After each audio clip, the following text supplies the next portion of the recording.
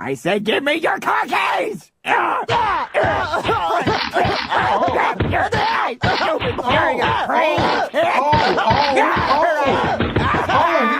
What it is, guys? It's your boy BlastphamousHD, and today I've compiled every single deleted scene in Family Guy season number 5. Now we all know Family Guy has some of the sickest and sometimes even the dirtiest jokes in all of cartoons, at least to me. Let's do this. Every deleted scene from Family Guy Season 5. I bought both the Volume 5 and Volume 6 DVDs just to make this video, so if it isn't complete trash, please subscribe. Certain deleted scenes weren't available online, so these DVDs were the only way. In Airport 07, Peter trades his brewery job to become a professional redneck. And why? Welcome to the Redneck Comedy Tour. Oh, that dog of mine! Larry, the guy who works for the Department of Water and Power. You tell me how that got in there! Woo!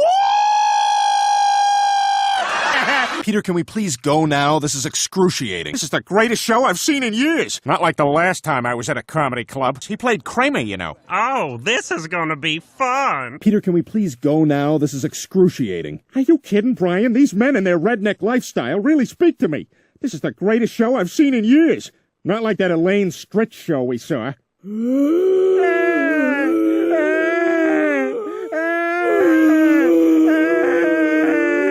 You know, I never knew that they actually reworked jokes and put out test jokes to see which ones work good.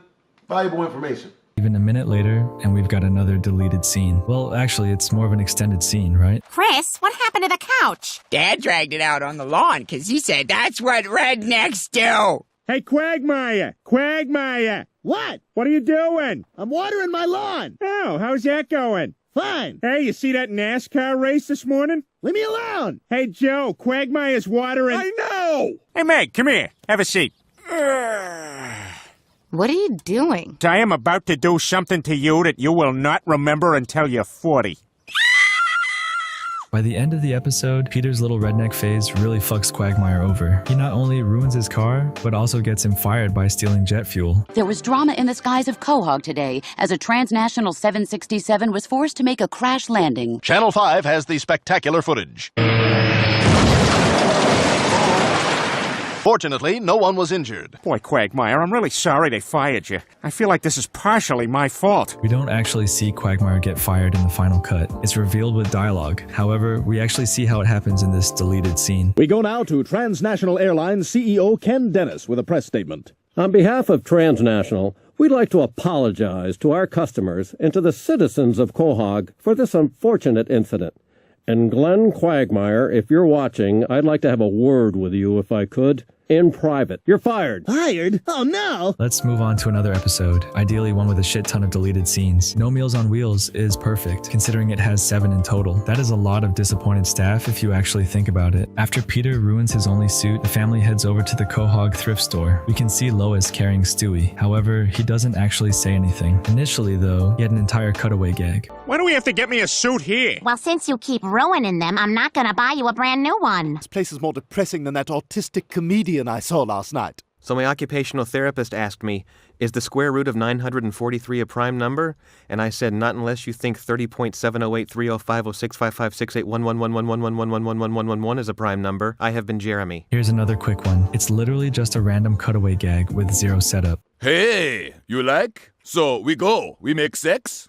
Hey, I drive Mercedes. Telephone inside. That doesn't work. We make sex? From here, the Griffins open their very own restaurant called Pete's Big House of Munch. But running a business proves to be a lot harder than Peter expected. The episode quickly shifts to be about Joe and his friends. Turns out, this wasn't always the plan. It sucks because the next 3 deleted scenes were genuinely funny. For example, this one with Lois. So, Hector, where you come from, are there coconuts? 'Cause you look like you got coconut tree climbing arms. I am from Ecuador. Do you have restaurants in Ecuador? Yes.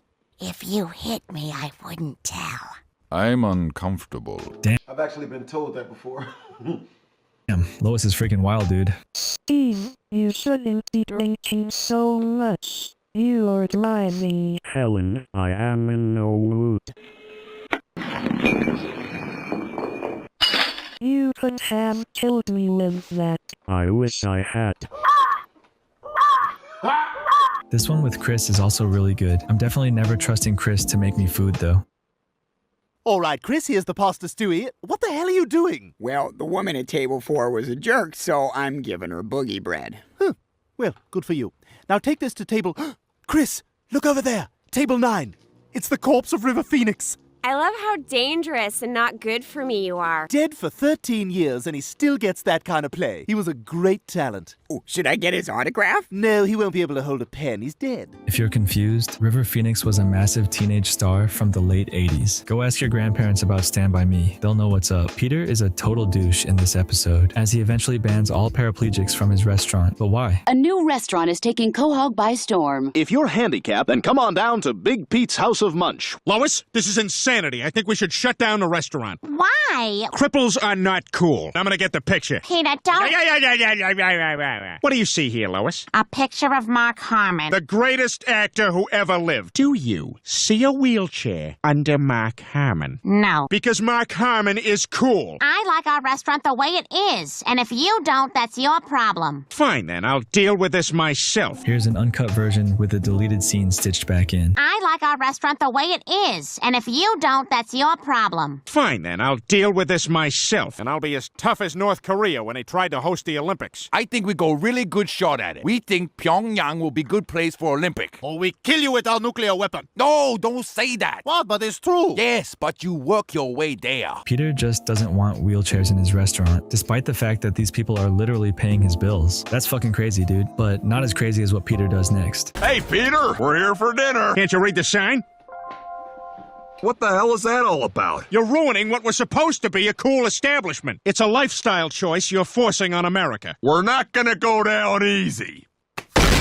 Okay, that was easy. I'll be back with more handicapped guys. As if that scene could get any more inappropriate, here's an earlier draft of the same scene. Probably warn you, though. We've made a few renovations since you were here last. For example, we put the dining room floor on a slant. Hey, Dan, you still happy you got in first? Ah, shut up. And I'm sure you'll love the new submarine doors we put on the bathrooms. Or if you prefer to eat on the patio, all you gotta do is cross that 12-foot balance beam guarded by American Gladiator star Thunder. Gladiators, ready? Paraplegics, ready? No! I've got 3 more deleted scenes in the episode Saving Private Brian. We've got 2 plots in this episode, one where Brian and Stewie join the army, and the subplot with Chris becoming the lead singer of an emo band. Why? Well, the US Army begins recruiting people through Chris's high school. Because of this, Chris is actually interested. However, Peter uses the whole gothic band thing to persuade him. Brian, on the other hand, is absolutely pissed. He brings Stewie with him into the army recruitment office to pretty much yell at whoever's in charge, and we get this next scene. I'd like to see the Army recruiter. There's a 25-minute wait. I better go put more money in the meter. Peggy, would you send in the next? Oh, you're already here. Aren't you a little young to join the Army? No, I have that Webster disease. Hey, is that the M9 double-action pistol? Sure is. Where do I sign? Did I mention there's a $100 bonus if you sign up a buddy? Well, I think I have a surprise for somebody. Congratulations! You are both in the Army. In the original version of this episode, though, that scene is slightly different. This gun once shot a man in Iraq for snoring too loud. Actually, it wasn't a man, it turned out to be an old lady. And she wasn't snoring, she was actually sleeping pretty quietly. Afterwards, we found out it was actually a baby. Yeah, I can understand why that one got cut. As you can imagine, Brian and Stewie do not fit in very well in the army, especially when Brian talks back to his drill instructor and gets the shit smacked out of him. You are the sorriest bunch of rejects I ever seen. Where are you from, boy? Quahog. They only got 2 things in Quahog, steers and queers. I don't see no horns on you. What does that make you, boy? Queer? You find something funny? Your last little back and forth there with Stewie, that was actually pretty funny. In the final cut, the episode just continues, but originally, the drill instructor hitting Brian was a setup for a cutaway gag. Your last little back and forth there with Stewie, that whole queer thing, that was actually pretty funny. Oh, God. This is more unbearable than having sex with Kelly Ripa. Oh, yes, that was good. Was that good for you? Good night. I'm sleeping. Are you sleeping? I have 4 jobs. I have to go to sleep and get ready for my 4 jobs. Good night. Love you. Where are the kids? Love them. Now that's it for the main plotline with Brian. However, in the B plot, Chris is deep in his My Chemical Romance phase. I mean, look at this dude's room. My boy has been shopping at Hot Topic, and trust me, I would know. Here's a picture of me back when I was 17. Look at the fucking difference, dude. A beard can change a lot. Anyways, Chris turns into quite the little brat. However, this next deleted scene reveals that Chris's behavior was going to be much worse. Hey, Chris, what's going on? Give me your car keys. What? What for? I said give me your car keys!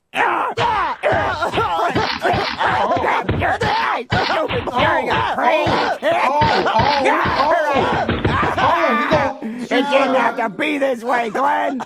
You should have given me your keys. Quagmire, what the hell happened to you? Your damn kid just totally kicked my ass! Meg did this? No, you dummy, Chris! He came over here and beat the crap out of me and took my car! Well, Chris is gonna get it as soon as I get my hands on him. Damn, poor Quagmire. In the first minute of the episode, Bill and Peter's bogus journey, there's an entire chunk missing. In the version that aired, Brian watches a fat lady competition, but here's the uncut version of the same scene. This Tuesday on Lifetime, Valerie Bertinelli stars in a Lifetime original movie. You know, doctor, you said you were going to cure my cancer, but all you did was rape me. I'm starting to think I don't have cancer at all. Well, you're right about the rape part, but I'm sorry, you still do have cancer. Valerie Bertinelli in Men Are Terrible and Will Hurt You Because This Is Lifetime. Brian, what is this on my shoe? My poop. I am sick of you using the front yard as your bathroom. I'm gonna sneeze. I'm gonna sneeze. I'm gonna sneeze. I'm gonna sneeze. Peter has made a ton of interesting friends over the years. Homer Simpson, Spider-Man, and even Death himself. But who could forget Bill Clinton? He was a terrible influence on Peter, but it was freaking funny. They literally steal a fucking pig at one point. This eventually leads to Lois forbidding Peter from hanging out with Bill, and we get this scene from the final cut. Peter! Oh, Lois. Let me make you some coffee. What the hell did you and Bill do last night? We lived. Since Bill Clinton's been around, you've been acting crazier than when you bought those live duck earmuffs. Shut up!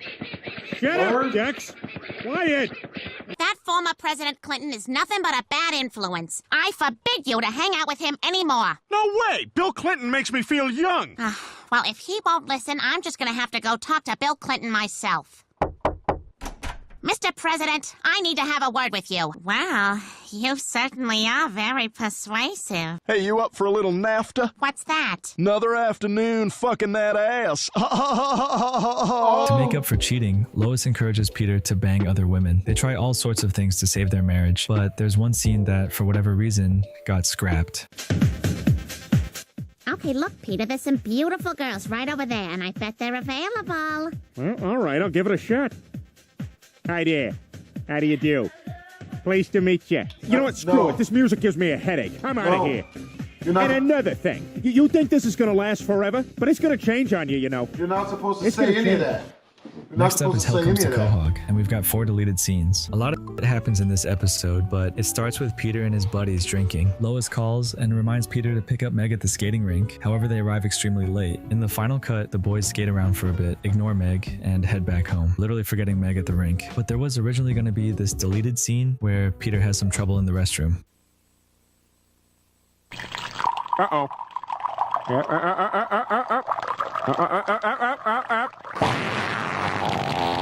It's freaking stupid, but it was kind of funny. As the episode progresses, a new store pops up in town, a superstore. At first, everyone loves it. I'm sure every single person in Quahog was scamming the f*** out of self-checkout. However, the location requires too much power and starts to cause blackouts across the city. This is off Brian, and in the final cut, we get this scene. It's so hot. Spit on me. Oh, that's nice. Now tell me I'm scum. How will that cool you off? In an earlier version of this same episode, though, that last scene was slightly different. I've had it. The only place in town that's got power is Superstore USA, while the rest of us are left to bake in the heat.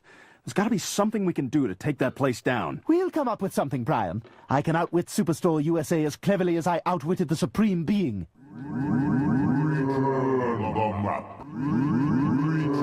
What has stolen from me? What are you gonna do about it? Don't make me fun. For the younger viewers, that was a reference to the 1981 film Time Bandits. Seth MacFarlane freaking loves his 80s and 90s references. To be fair, this episode is from 2005, so it's nearly the same age that Time Bandits was when it released in the 90s. We're getting f***ing old out here, bro. I can literally feel myself turning into Unk. Because of this new superstore, Peter ends up losing his job. I'm promoting you to assistant manager. Thank you so much! Fire that employee. Oh, hey guys, I was just catching up on some plunger nipples. What are you waiting for? Dad, I'm sorry I have to say this. I'm not gonna fire you. That was a wonderful thing you just did for me. I love you. We see Peter do all sorts of stupid at work in this episode, but one scene in particular was cut. I love fishing for fat kids. Oh boy, a candy bar! Fat kid, fat kid, fat kid. Ah, crap. You must hunt the fat kid, but also respect him. In Whistle While Your Wife Works, Peter gets his fingers blown off in a firework accident. It's fucking gnarly, with him even needing to look for his detached fingers. Because of this, Lois steps in and does Peter's job at the Pawtucket Brewery for him. Peter repeatedly tries to bang Lois in his office, and by the end of the episode, he succeeds. For once, there isn't a clear place for where this episode's deleted scenes should go. Nonetheless, here's the first one. And over here, we have a sample of actual petrified lava dating back over 50 million years. I'm Seal. This is my face. I am so sorry. Would you like some grated cheese? Sure. The second deleted scene is equally as random, but I do have a little theory. Lois and Peter literally bang in the middle of his office, so maybe this scene was supposed to take place after that. It would make sense since Peter mentions Lois being fired, and I'm pretty sure backshots in the office would get you in some trouble. It's happened to the best of us, Lois. You know, I got fired from my job as Aquaman's personal assistant, and you got a call from, I didn't catch a name. Something man? Was it Superman? Spider-Man? Batman, maybe? It could be, possibly. Any of that. What was the last one? Batman, I think. No, it wasn't that. And your mom called. Great, you couldn't lose that one. I know, right? Yeah. No, but you are fired. There's only one deleted scene in Prick Up Your Ears, so let's keep the section short and sweet. In the episode's opening, Brian and Chris mess with Stewie. I say, look at this. This toy has small parts. I'm supposed to eat them. Of course it all adds up. Ow! I've lost a tooth! If you put that under your pillow, the tooth fairy will come and give you $1. She just breaks in like some hood? Oh God, I gotta get out of here! Stewie, calm down. Get a hold of yourself. Here, Brian, let me handle this. Calm down. Everything's gonna be all right. Chris, you're wanted on the phone. Everything's gonna be all right. Stewie is absolutely terrified of the Tooth Fairy and begins plotting to capture her. She's already taken his tooth, with him finding a crisp dollar bill under his pillow the next day. In the final cut of this episode, we get this scene where Stewie gets a tooth from Jillian. I'm really surprised you invited me out for dinner, Stevie. Oh, well, you know, I just wanted to touch base, see how everything... It's Stewie, by the way. Are you saying I'm fat? No, I'm saying Santa's thin. Get in there and throw up! Excellent. Now I'm prepared to fight the Tooth Fairy. But originally, Stewie was supposed to get the tooth from Chris. 3! Blast! Yay! Tetherball! Damn it! Stop it this instant! Who remembers Olivia? She has a little fling with Stewie in the season 3 episode From Method to Madness. It doesn't go very well for our boy Stewie. However, the two lovebirds meet again 2 seasons later. Olivia Fuller. Oh my God, Brian, that's Olivia from the Performing Arts School. Little Olivia's career may be over just as it begins with today's announcement that Tasty Juice will be dropping her as their spokesperson. Miss Fuller will be appearing at the Quahog Mall this weekend to mark the grand opening of the new Brat Wraps kids clothing store. Brian, we have to go down there this weekend and heckle her roundly. Stewie and Brian go down to the mall, and in the final cut, the scene plays out like this. There she is, Brian. All right, Olivia, get ready to... Good Lord! Brian, she looks fantastic! So everyone feel free to browse and purchase from our fine selection. Hey Mom, now would be a good time to raise my allowance. There's only one deleted scene in this episode, and it's an alternate version of that last scene. Stewie doesn't just go to the mall to heckle Olivia, he wants to throw dog poop at her. Oh, you've got to admit, she does have a natural stage presence. Look, are we gonna do this or not? Because if you're not gonna throw this bag of my poop, I'm just gonna eat it. Stewie? In the episode Barely Legal, Meg is absolutely tweaking. She becomes obsessed with Brian after he takes her to prom. To be fair, he does kiss her, but Meg takes the entire situation to a ridiculous level. It eventually goes as far as Meg tricking Brian. Hey, listen, I hope you're feeling all right about our little talk the other day. Hey, look, I I wanted to thank you for being so great to me. I baked you a pie. Oh, this is good. What's in there? There's some apples and some cinnamon in my hair, and now it's inside of you. Part of me is inside of you, Brian. Do you feel me inside of you? Ooh, you got some pie, eh? Can I have a piece? Sure. Ooh, let me have some of that Cool Whip. You can't have a pie without Cool Whip. You mean Cool Whip? Yeah, Cool Whip. You're saying it weird. Why are you putting so much emphasis on the H? If we rewind a little bit though, in the final cut we get this scene before the prom. Brian, it is so nice of you to take Meg to this dance. You got any weed? I put it in your coat pocket. How do I look, Brian? You sure do, Meg. FYI, the carpet matches the drapes in color and quantity. You ever seen a blacksmith's apron? It's small, but the ending of that last scene was originally planned to be different. Okay, let's take a picture, you two.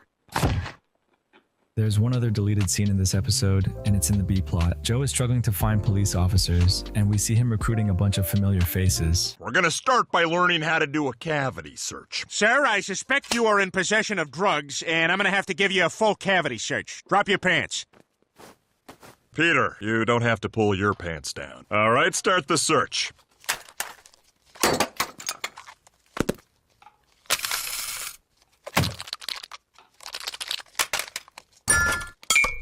I think that's everything. You want me to double check? In the final cut, Bruce only has that one line, but in the uncut version of the episode, he has this entire scene with Joe. You will each be required to answer an actual 911 call. All right, there's one now. Cadet, you're up. I think there's someone in my house. Oh, I envy that. I live alone. Nobody ever comes over my house. No, there's someone in my house right now. Well, maybe you want to put out some snacks or something. Doesn't have to be nothing fancy. You can even just open up a box of Wheat Thins, pour some in a bowl. Multigrain's always good. Oh my God, they're coming up the stairs! Oh, you're gonna have to close that bedroom door if your bed's not made. Maybe perhaps you could put on a video later and sneak upstairs and make that bed. Oh, looks like they saw that bedroom. I've got 4 more deleted scenes that were originally planned for the episode Road to Rupert. The episode starts out with the Griffins having a yard sale. Oh, Peter, you selling your anvil? Yeah, I've had a lot of good times with this thing. You know, Brian, I'm looking forward to getting rid of some of this crap. Give you $1 for this. Sold. Brian, where's Rupert? I just left him here to watch my things. I haven't seen him. Rupert! Rupert! What if he's dead? I don't think I can handle a funeral. Holy crap, Evel Knievel gloves. I bet I could do a wheelie with these. Peter, you can't drive a car over that. You're gonna get hurt. I'm busy. I have some death to defy.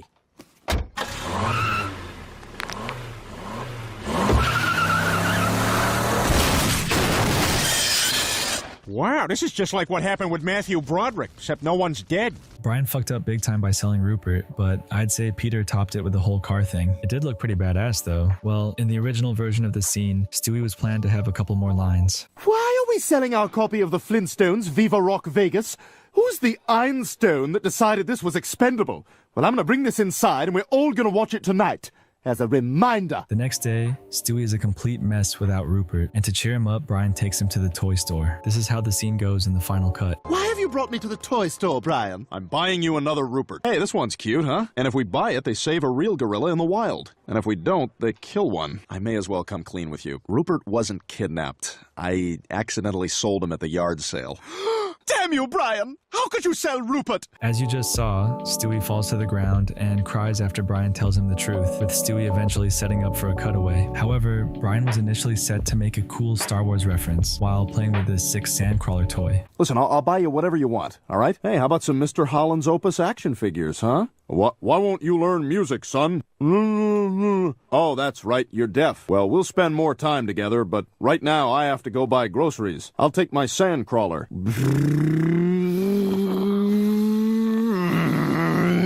Oh no, look out! Ah!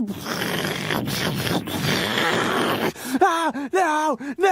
No! You know, I gotta be honest with you, I haven't seen the film. I'm kind of improvising here, but, you know, I'm just trying to make you feel better. Well, you did kind of suck me in there. The search for Rupert continues after this, with Stewie using the DNA found on the dollar bill given to Brian. They find a match, realize the person lives up the street, and rush over there. This scene plays out differently in the uncut version of the episode, with Brian questioning the legality of Stewie's methods. What exactly are you trying to do? It's very simple, Brian. I've taken DNA from the dollar bill you were paid for Rupert. Now to check that DNA against the federal database. Wait, you can do that? Yeah, thanks to the Patriot Act, you can do anything you want. Lot of wild stuff in there. Take a look. In the event of a terrorist attack, interracial children can be used as food. Oh, we have a match. Stanford Cordray, 89 Spooner Street.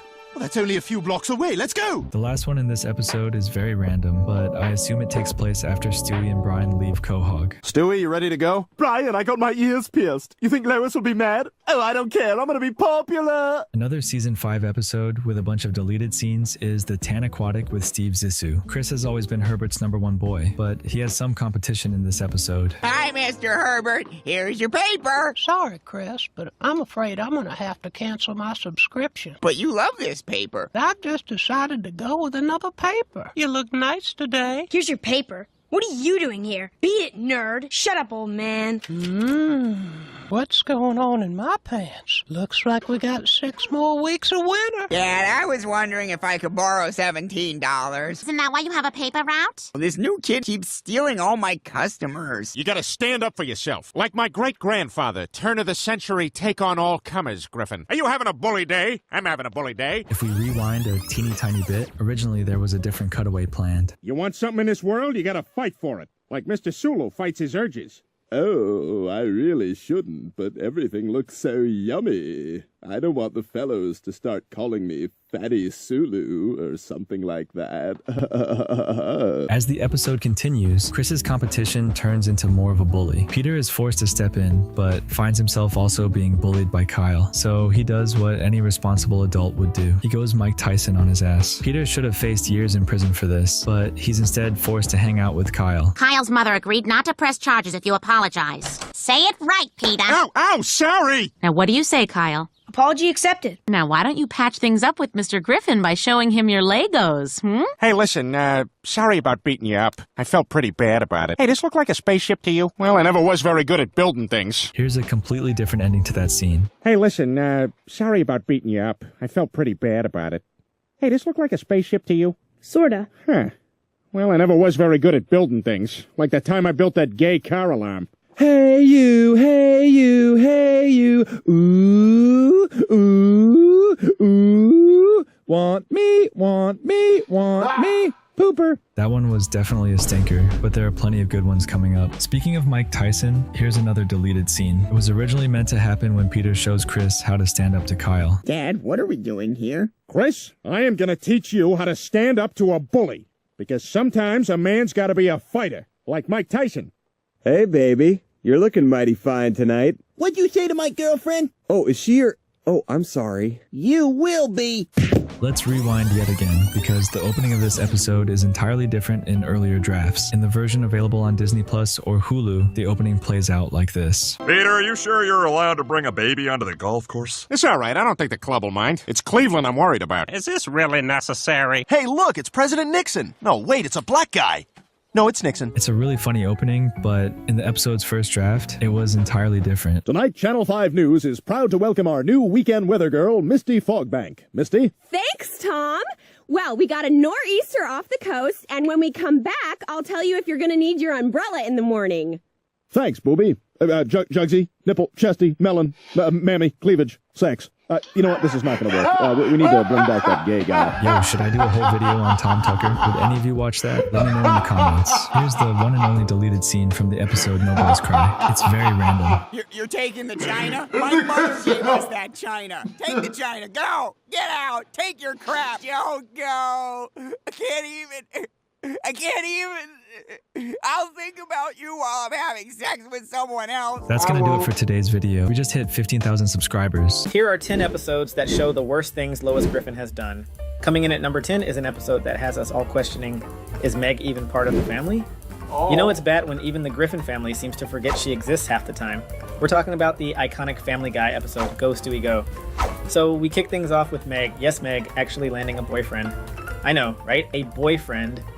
And this one's got 2 legs too. I mean, seriously? Did she summon a genie, or did she just binge watch The Bachelor for dating tips? Come on, I'll take you home. Okay, babe.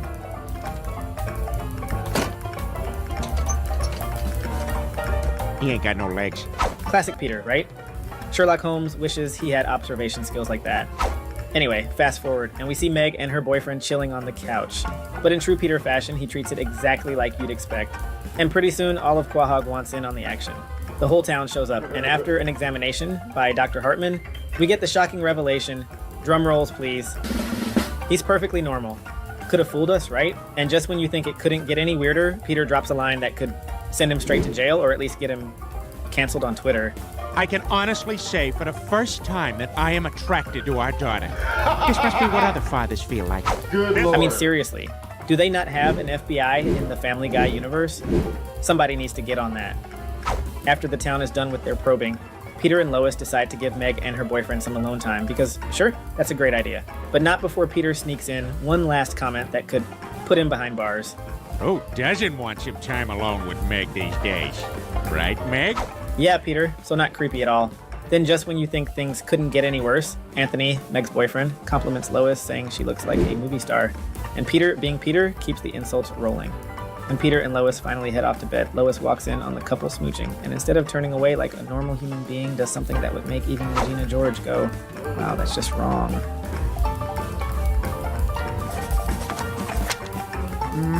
I bet you taste like Mountain Dew and Starburst. Lois, sweetie, what are you doing? Then, because this situation wasn't messed up enough, Lois goes to the last person she should be talking to about this.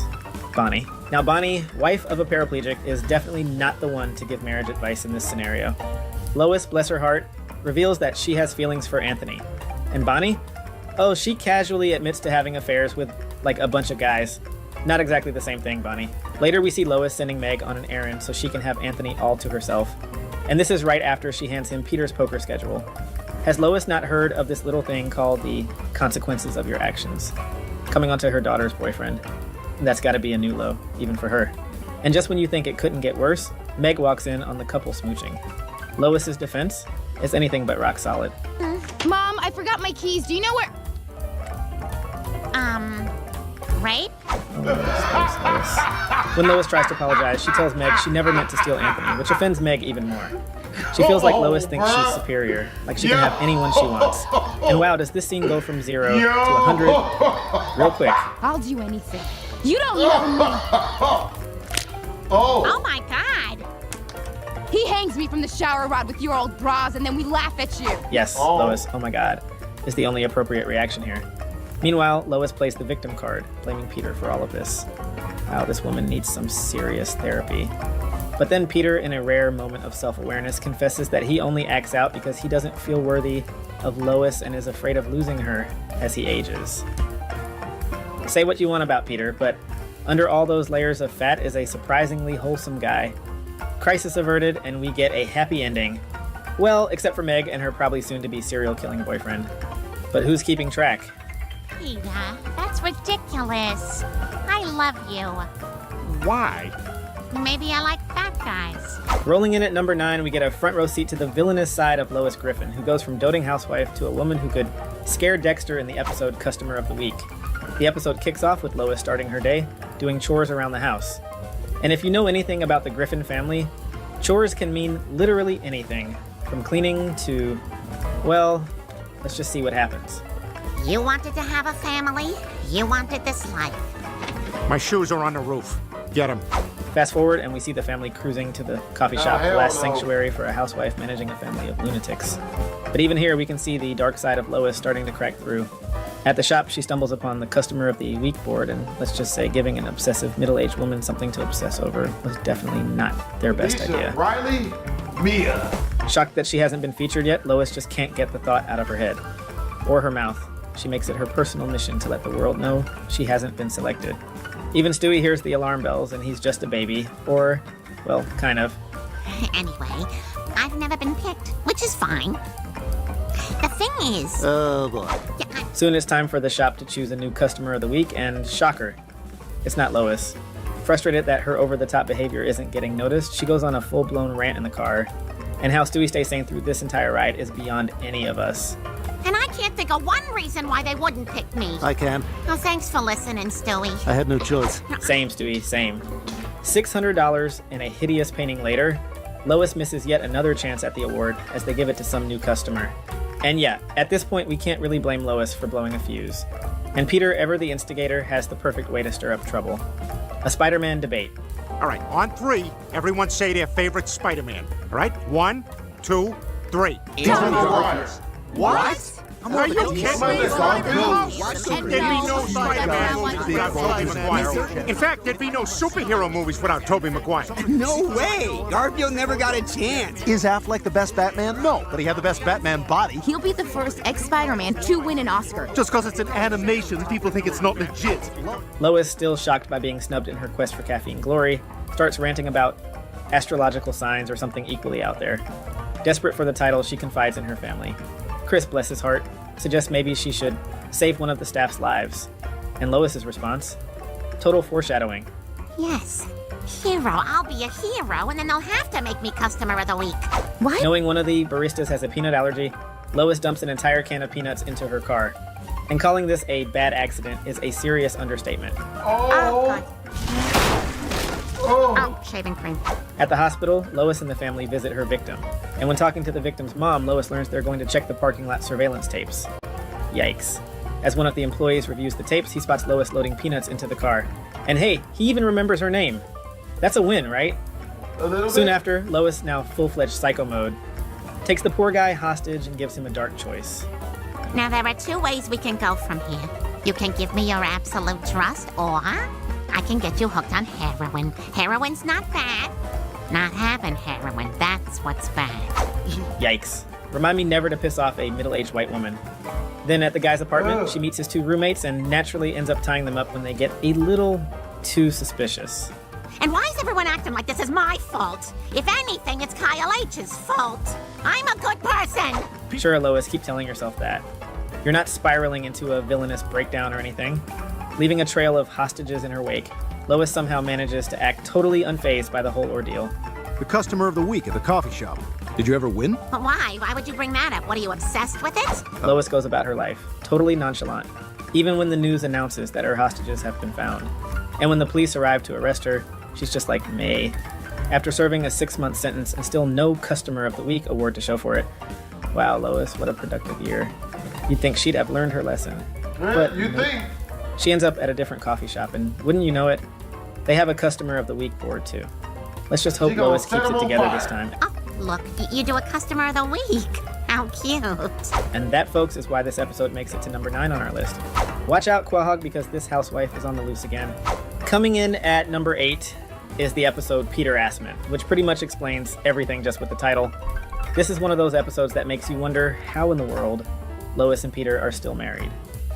We kick things off with Peter filming Stewie's musical number, and we're quickly reminded that despite his sophisticated British accent and diabolical plans, Stewie is, in fact, a baby who does baby stuff like getting stage fright and, well, peeing himself on stage. Oh. Raise your hand if you can relate to that one. Cannot relate. Look at Stewie. What a baby. Oh. Mid-performance, Peter, in a classic display of his microscopic attention span, starts recording Richard Dreyfuss, who clearly does not enjoy being the target of a one-man paparazzi. Peter then records a series of messages to his future self. And let's just say, we're not sold on the whole cutting off all the fingers part. Future Peter is definitely going to have some regrets there. Oh. Now look at your hand. It's just a nub, because I'm going to cut off all the fingers. Give Peter an ounce of encouragement, and it's like giving a toddler a can of Red Bull. Pretty soon, our not-so-bright protagonist splurges $4,000 on a fancy camera with his $100 prize money and goes full paparazzi around Quahog. Of course, this ends exactly as you'd expect when he mistakes Ollie Williams for every black celebrity in Hollywood. Bernie Mac, how come you died? Oprah, why are you so fat, Don Cheadle? Fast forward to Peter needing contact lenses, a scene that had all of us rewinding to double check if Peter ever actually wore glasses. Spoiler alert, he did. Who knew? At work, Angela notices something different about Peter, and right away, we're subjected to scenes that make us want to rinse our eyes with bleach. Oh no, I dropped my pencil. Oh, I'll get it for you. Yeah, this is gonna work out just fine. Honestly, Peter, you should have just left that camera on the shelf. Back home, a stressed out Peter confides in Lois about the situation. But instead of support, she hits him with the "a woman can't harass a man" logic, because apparently all guys just love being touched by women under any circumstances. Yikes. Major yikes. I don't know, it just doesn't make any sense. Oh, boy. I mean, guys like being touched by women. It's not harassment if you like it. And if that wasn't enough, Meg shares her own traumatic experience. Only for Lois to brush it off. Double yikes. Can someone please hand Lois the Worst Wife and Mother of the Year award already? Back at the office, things get even weirder, with Angela making Peter do all sorts of bizarre tasks. And trust me, some of them are really, really weird. Oh, God. Put your I hand really in this hope there's a hole, hungry horse back there. We're just as relieved as you are that they didn't show what was happening on the other side of that wall. Oh boy. At the Drunken Clam, Peter tells the guys that Angela wants him to come over to her house for a special project. Wink, wink. Quagmire, ever the gentleman, offers to help Peter out, and let's face it, there's no one in Quahog more qualified for this kind of job. The plan? Hide Quagmire in Peter's pants. But when Quagmire finds Angela a bit too much to handle, he bolts right out of there. Peter, I'm not gonna do it. Deal's off. Deal's off. Whoa. If Quagmire can't do it, you know it's bad. Feeling down, Peter gets some advice from an old-timey sexist TV character and decides to confront his boss, but things take a dark turn when he finds Angela attempting to end her life. She confesses that no man has found her attractive in a decade, so Peter, always the problem solver, decides to set her up with his friend, who is totally not just Peter in a disguise. Good evening, sir. I am Reginald New York Knickerbocker, millionaire. Somehow Peter gets his job back. Don't ask us how, just go with it.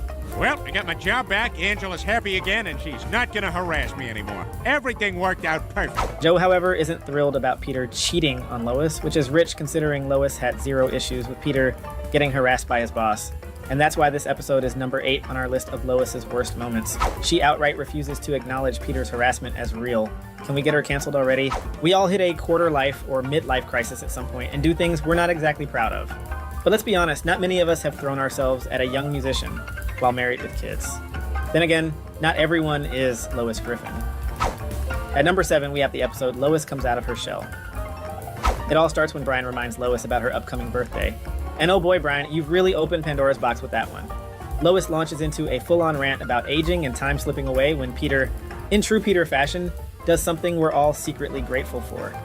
You keep so busy with your kids, time just seems to slip away, and then you turn around one day and you... Okay, bye. Stop making noise. Brian suggests throwing a surprise birthday party for Lois, and of course the whole family jumps on board, because who doesn't love a party? Soon enough, everyone's gathered and ready to give Lois the surprise of a lifetime. Peter even wrote her a poem. Yes, a whole poem. Although calling it a poem is kind of a stretch. One very not safe for work poem later, where Peter does his best to remind Lois of her age, she runs away crying. Lois! Mom? Please, what the hell's her problem? Really, Peter? Really? Fast forward, and Lois returns looking like she just stepped out of a Coachella set. Brian, always the master of pointing out the obvious, says she's having a midlife crisis, and for once, he's spot on. She even gets a tattoo. Cut to a very raunchy scene that we could have done without. And we're stuck listening to something that makes everyone want to vomit. Yeah, my hearing's a lot better, so I hear, like, suction and stuff.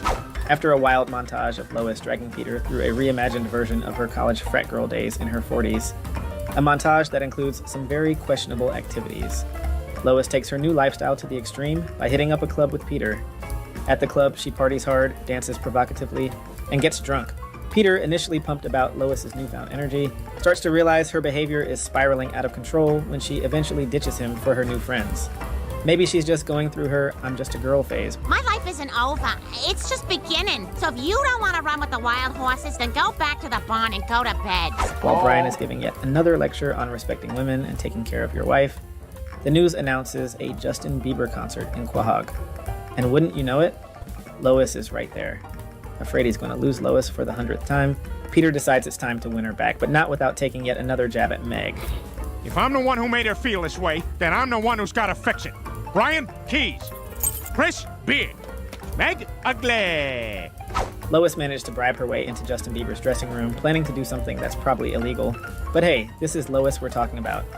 Thankfully, Peter arrives just in the nick of time, saving us from witnessing something truly horrific. And in a moment every millennial has dreamed of, Peter does what we've all secretly wanted to do for years. Oh, man! What, you think you're not gonna get old, you little bastard? After Peter demands that Lois come home, she refuses, citing the names Peter called her. Peter apologizes and admits he loves Lois for who she truly is. And of course, they somehow managed to sneak Conway Twitty into the episode again, because why not? Everywhere they think you really care, but myself I can't deceive. And so we have another classic Lois meltdown resolved by Peter's weirdly sweet, if not incredibly violent gestures of love, always redefining what it means to be a family. By now we've seen how it only takes a tiny nudge to send Lois off the deep end. She can transform into a serial killer, a junkie, or even an annoying frat girl in a matter of minutes. Case in point, the episode Prescription Heroin. All it takes is Brian getting into an accident, and suddenly Lois is hooked on prescription drugs. So Brian is somehow convinced Joe is a delivery guy, and decides it's a brilliant idea to sprint down a set of stairs. Is this really the same dog that writes novels? Anyway, he quickly realizes that sprinting down multiple flights of stairs wasn't his brightest move. Oh my god. Oh, Brian, are you okay? Oh, crap. I can't remember if doggy arms are supposed to bend that way. At the vet, the doctor takes one look at Brian and states the obvious. His arm is broken. Thanks, Doc. Like we couldn't tell from the mangled limb, he writes a prescription for painkillers. If there's one thing we know about the Griffins, it's that adding drugs to their household is like pouring gasoline on a fire. Fast forward, and Lois finds Brian high as a kite on his meds. And whatever's going through her head at this moment, it can't be good. I want a whole yeah. Or maybe just a half of a half, huh? I'm not even going to try to make sense of this scene, because it's just that bizarre. Pretty soon, Lois is on a whole new level of high. The I'll fold everything in existence level, even reality itself. Talk about breaking the fourth wall. Hello, I'm Neil deGrasse Tyson. What Lois just did isn't possible. Or is it? Let's spend an hour of Fox's money to find out. It doesn't take long for Lois to get hooked on those painkillers. And wow, she hits rock bottom fast. So fast, in fact, that she decides to use Brian to score more prescription pills. When that brilliant plan fails, she takes it up a notch by asking minors for drugs. Yep, Lois is officially off the deep end. Ah, how could you be so selfish? Hey, Daddy-O's. They don't have drugs. Later, alligators. But believe it or not, things are about to get even worse. Lois finds one last pill in the medicine cabinet, but manages to drop it in the one place she can't retrieve it from, the toilet. Nice going, Lois. And what does she do next? Oh, she just dunks Stewie right into the toilet to fish it out. I think it's time to call Child Protective Services now, guys. But you know how Teacher Amy has you dive for rings? Well, this is like that, except it's a pill, and it's not okay if you don't get it. Oh, Daniel! Come on, you just touched it! Brian, hearing all the commotion, walks in just in time to save Stewie from becoming a human fishing rod. But Lois is too far gone. She just wants that one last pill. Brian, thinking on his feet, tricks her by saying there's one in his dog cage. As soon as Lois is inside, Brian locks her up, proving that the safest place for a drugged-up Lois is a dog cage. Brian, I don't see it. What are you doing? Let me out of here, Brian! Help! Somebody help me! Brian explains that he feels responsible for her current state and is determined to help her overcome her addiction. But as soon as he steps out of the room, Lois starts begging for help from the one person least likely to assist her. Yep, Stewie. And if there's ever been a moment Stewie deserved to stay silent, this is it. Stewie? Stewie, help Mommy out and just open the latch, huh? Stewie? Stewie? Stewie? Stewie? Before we know it, we're in the middle of a nightmarish sequence that makes us question if we're high too. Lois wakes up in the dog cage and in a surprisingly wholesome moment realizes that Brian stuck by her side through the whole ordeal. I did. It's kind of what dogs do. Paw? Good dog. Now get her pill. Very good dog. Lois learns a valuable lesson about the dangers of addiction. Or at least until the next episode. The Griffin family. Always one bad decision away from chaos. Next up, we have the episode Breaking Out is Hard to Do, where Lois suddenly develops a serious addiction to shoplifting. I mean, this woman can't stop shoving things in her bag. At this point, we're pretty sure there's a black hole in there, because some of the stuff she's swiping is more suited for a U-Haul than a handbag. The episode kicks off with the Griffins doing a shopping run at the mall. Lois goes a little overboard. Clever foreshadowing there. Don't shoplift. Jail is boring. They have terrible food selection. And realizes she doesn't have enough cash to cover the cost. So what does she do? She pretends to return a giant piece of ham, but surprise, surprise, she decides to steal it instead. Yep, an entire giant piece of ham just casually disappears into her bag. Isn't it dirty being in her bag, though? Ham? Like, why would she I thought you put that back. steal it? No, I put the other ham back. Sure, Lois, we believe you. And this little stunt is just the beginning of Lois's new hobby, recreational shoplifting. At a clothing store, she's grabbing anything and everything like she's on a game show. and the clock's about to run out. Someone needs to tell this woman that there are other ways to get an adrenaline rush. Maybe try skydiving. Oh, no. That was such a rush. Oh, just skydiving. I'm alive. Later at a family dinner, Joe and Bonnie There are can't help easier but notice ways the to room be is stuffed alive. with stolen goods, including an original Matisse painting. How Lois managed to pull off that heist, we'll never know. Seriously, was there a whole Ocean's 11 subplot that got cut from this episode? Hey, is that an original Matisse? Hey, Bonnie, listen, why don't you stop with the questions, huh? Good old Brian, jumping in to save the day by shutting down the interrogation. But if there's one thing we know about Lois, it's that she can't resist temptation. Pretty soon she's back at it again, and this time she's stealing auto parts. Yeah, you heard that right, auto parts. What's for, Lois? You gonna build a race car in your backyard? Brian, what are you doing here? I should ask you the same question. Lois, you're in an auto parts store stealing mufflers. Somehow Brian manages to be the voice of reason for once and convinces Lois to return all the stuff she's stolen. But just as they're about to make things right, Joe, the detective with a sudden surge of brilliance, realizes that the stolen Matisse painting being reported on the news is, surprise, surprise, the one hanging in Peter's living room. Gold star for Joe for finally putting two and two together. Fast forward to court, where Lois tries to explain her kleptomania. Let's just say her defense strategy could use a little work. Your Honor, I am so sorry for stealing all that stuff. I just couldn't control myself. The judge, seeing it's her first offense, is willing to go easy on her. But this is Lois Griffin we're talking about. Of course, she can't let well enough alone. The judge notices his gavel is missing, and we all know exactly where it went. Lois gets sentenced to 3 years in the slammer. And honestly, maybe some time away from the family circus isn't such a bad idea. While Lois is off making new friends in prison, the Griffin household turns into the disaster zone we all expected. Peter's solution? Sit in the middle of the mess and pine for Lois to come back and clean it up. Classic. Boy, I sure miss Lois. I wish she was here to clean up all this stuff. To be fair, as terrible as Lois can be, she's pretty much the glue holding the Griffin family together. Without her, the house falls apart faster than Stewie's diapers when Peter's in charge. Peter, there's so much duty in here. I can't take it anymore. Unable to handle the chaos, Peter and the kids decide to visit Lois in prison. And in true Family Guy fashion, Peter concocts a foolproof, genius plan to break Lois out. Miraculously, don't ask us how, but it worked okay. It worked. Not necessarily. I think I got an idea of how to smuggle you out. Bye-bye. Take care now. Have a nice day. Now, on the run from the law, Peter decides that wherever the van stops is their new home. And wouldn't you know it, they end up in Chinatown. Naturally, everyone has to get new jobs to blend in, and this is where Lois's questionable parenting skills really shine. She sends Stewie to work in what looks suspiciously like a sweatshop. Round of applause for Mom of the Year, everybody. Oh, damn. I say, I seem to have sewn a shoe to my hand. May I go to the nurse? Replace him! Meanwhile, Joe's hot on their trail, chasing the Griffins through Chinatown in a rickshaw.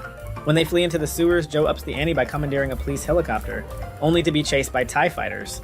Because, of course, why not throw some Star Wars into the mix?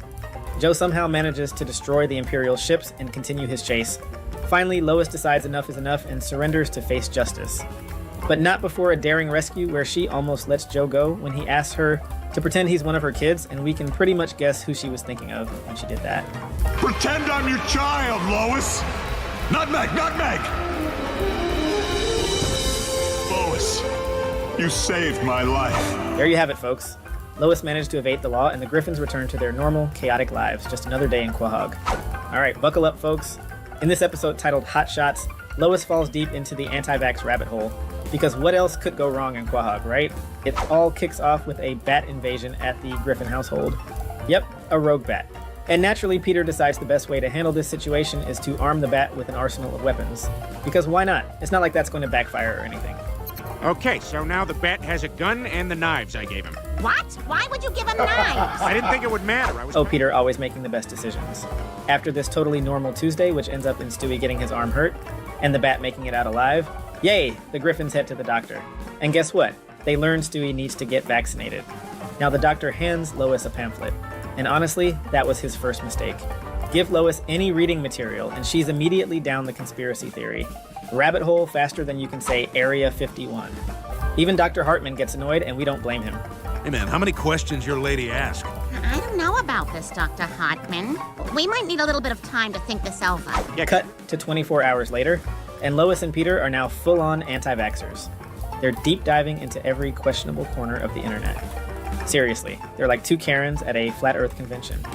And when Brian asks them for proof, well, let's just say their research comes straight from the book of Jenny McCarthy's greatest hits. Look, Brian, I was skeptical too, but then I did some research, and I found some very interesting things from the leader of the anti-vaccination movement, Jenny McCarthy.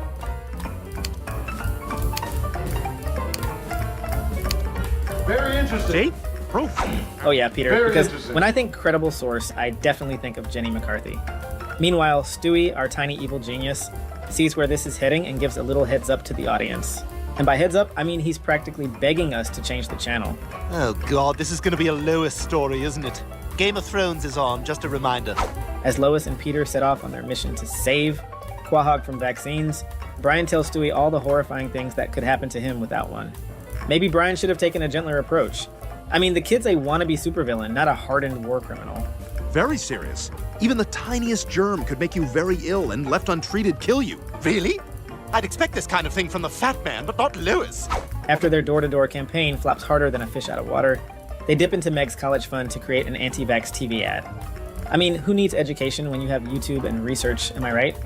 And in classic Peter fashion, he's the star of the ad as a doctor, whose medical expertise I'm beginning to seriously doubt after he gets a box of bones. Ah, yes, those must be the bones and skulls. I see no boob bones. The victim was a man. And wouldn't you know it, the gullible folks of Quahog start buying this nonsense, and suddenly vaccination rates are dropping fast. Meanwhile, Stewie's become a full-on germaphobe, which, let's be honest, is probably the most rational response to having Peter and Lois as parents. Peter, on the other hand, is walking around like he's just saved humanity. The level of delusion is honestly impressive.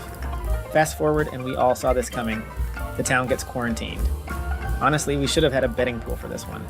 People of Quahog, your town is under quarantine. Until further notice, no one may enter or leave the city. Wow, who could have predicted that? Everyone. Lois finally realizes, oh no, maybe we shouldn't have believed everything we read on Facebook. But Peter, ever the curveball, drops a bombshell. Turns out, in a fit of misguided heroism, he destroyed every vaccine in town. You know, just for good measure. Because, sure, why not make things 10 times worse? But we have to admit, he did it in the best manner possible. Well, it might be a little too late for that. They kind of destroyed all the vaccines in town. Now, Peter and even Rupert somehow catch the measles. Yes, the teddy bear. Don't ask how. Family Guy logic. While Peter's down for the count, Lois is in full-blown panic mode looking for Stewie, who's run off to escape this mess. Parenting at its finest, folks. Peter! Stewie's gone! I've looked everywhere! Oh, Lois, I'm feeling a little better. I think I could keep down deviled eggs. Stewie, in true Back to the Future fashion, runs into his future self.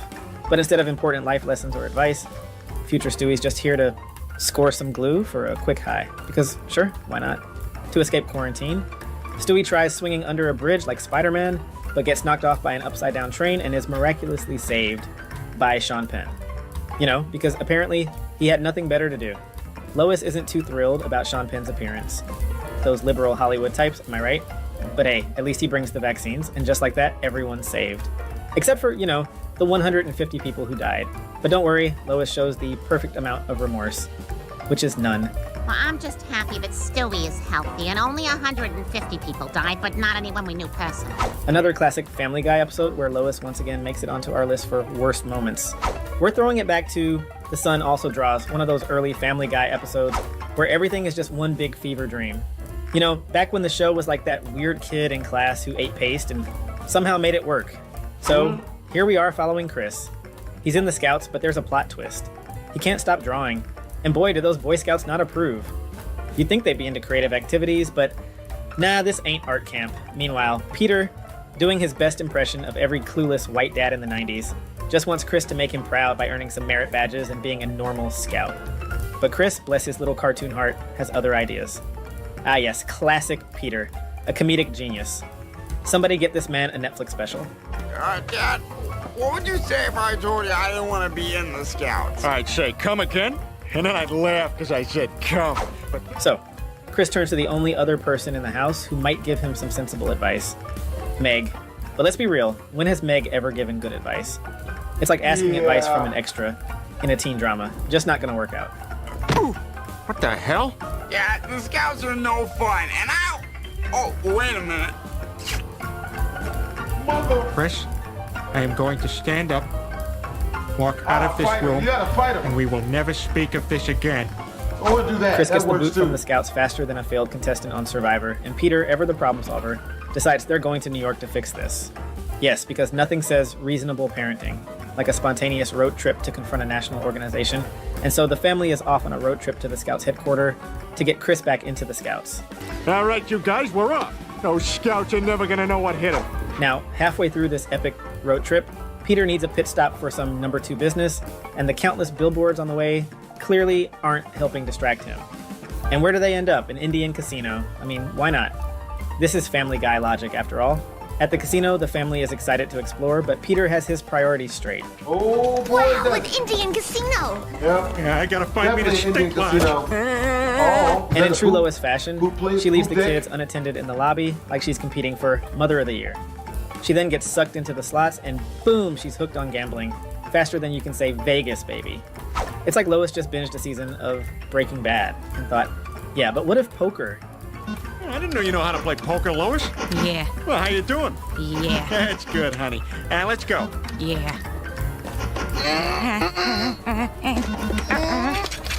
And just like that, Lois manages to lose the car to the casino. Who's shocked? Nobody. To get their ride back, Peter claims he's Indian, but surprise, the casino isn't buying it. No Jeep Grand Cherokee card here, Peter. Instead, they send him on a vision quest. You know, the classic spiritual journey to find yourself. But we're not sure Peter has the same idea of a vision quest in his mind. Oh my God, Brian, there's a message in my alphabet. It says, ooh. Peter, those are Cheerios. Naturally, Lois decides the best move is to let Peter and Chris wander off into the woods like some off-brand Into the Wild. Lois might be hooked on the poker machines, but when it comes to basic parental responsibility, let's just say she's not exactly holding a full deck. Chris goes with Peter on this vision quest, and shocker, they actually bond. Peter finally listens to Chris's gripes about the scouts. Father of the Year material, right here. The episode wraps up with Peter hallucinating from starvation, seeing the Fonz. Because when you're at rock bottom, who else but Henry Winkler can pull you out, right? Somehow, they get the car back, but it's Family Guy, so we just roll with it. Wow, what a journey. This could have been a wholesome episode about family bonding and growth if it weren't for Lois treating her duties like a deleted subplot from The Hangover. But hey, it's Family Guy, where responsible parenting goes to die. Cheers to that. Oh boy. Up next, we dive into an episode that's so memorable, we can't even be bothered to remember its name. Let's call it Lois's Big Blunder. Anyway, the Griffins are headed to Quagmire's cabin, which is filled with some unique features that just scream, yep, this is Glenn Quagmire's place. Wow, Quagmire's got a nice place. This is gonna be a relaxing weekend. Oh, good form. And, yep, mechanical spreader, disco ball. Perfect. Oh, no. The Griffin gang soon finds out that Glenn is actually in the cabin, doing flips classic it over Quagmire for stuff. doggy style. You know, things we'd rather not talk about, but okay. also can't stop thinking about. It's Glenn. Are we even surprised at this point? Hey, this the week you guys were coming out? And after some wholesome cabin fun, they decide to go skinny dipping. Yep, the whole family jumps into the toxic lake with a clearly visible, large pipe dumping waste into it, only to come out looking like they've had 20 chemo sessions in a row. Brian finally spots the obvious cause. Something they should have noticed, like way before they decided to take the plunge. I think it's a safe bet that that's responsible. Our girl Lois is not happy. She marches up to Mayor Adam West and learns he's been letting folks dump toxic waste in the lake for some free oil. Classic West. And Lois, being the fiery redhead she is, decides to run against him in the next mayoral race. Oh, Lois, you sweet summer child, you have no idea what you're getting into. Well, I am not gonna stand by while you let this town be destroyed by corruption. Mr. Mayor, I promise you this. Next election, I'm gonna run against you, and I'm gonna win. Of course, Peter and his pals become Lois's biggest cheerleaders. Why? Because if she becomes mayor, they can basically get away with anything. Sounds like a solid plan. You know, you bastards got a stake in this too. I mean, Lois is my wife, and if she's the mayor, we can pretty much do whatever the hell we want. But surprise, surprise. Lois's campaign hit some bumps. Turns out Mayor West knows a thing or two about politics. Who knew? While Lois is boring everyone to death with actual plans, West is out there with his wild card tactics, saying random words, throwing in some glitter. Classic politics, am I right? But Lois has some tricks up her sleeve as well, and by that we mean just 2 numbers. Mrs. Griffin, what are your plans for cleaning up our environment? 9/11. Mrs. Griffin, what about our traffic problem? 9, 11. And somehow this works. Because if there's one thing Quahog loves more than screwing itself over, it's screwing itself over twice. Lois wins the election, and the Griffins start living their best life, thinking they can just do whatever now. Spoiler alert, this doesn't go well. Fast forward, and Lois gets herself a taste of that sweet, sweet power. She starts with a tax hike, but when that fails, she turns to fear tactics. Classic political move. It actually works, and things start looking up. She even has some cash left over and buys a purse. Because, of course, she does. I may have dipped into the tax surplus. Wait a minute, you used taxpayer money to buy yourself a handbag? It's no big deal, Brian. Later, she's tempted by a $4,300 fur coat, because nothing says for the people like a fur coat. Bob Grossbeard, the local oil guy, offers to buy it for her if she lets him dump more gunk in the lake. She says yes, but has a last-minute change of heart, realizing she's become exactly what she was fighting against. Welcome to the club, Lois. Politics does terrible things to good people. Good for you, Lois. You wised up before it was too late. I was so consumed by power and money, I became the very thing I set out to destroy. That, folks, is why you don't let Lois Griffin run for mayor. Or maybe just don't swim in toxic lakes. Either way, lesson learned. Or not, it's Quahog after all. Coming in hot at numero uno, we have the episode Farmer Guy, where the Griffins go full Breaking Bad and get into the empire business. That's right, folks, it's time for a little crime spree of their own. And no, it's not a pirated Netflix account, it's way worse. The episode kicks off with a special news bulletin announcing Quahog's rising crime rates. And in classic fashion, Tom Tucker makes it clear he's not having any of it. And who can blame him? That Infinity is pristine. And just to put it out there, Tom Tucker is packing. I drive a 2006 Infinity and I don't intend to lose it. Lois, always the skeptic, scoffs at the news, insisting she hasn't noticed any crime around her. Yeah, because when does she notice anything outside of her morning coffee?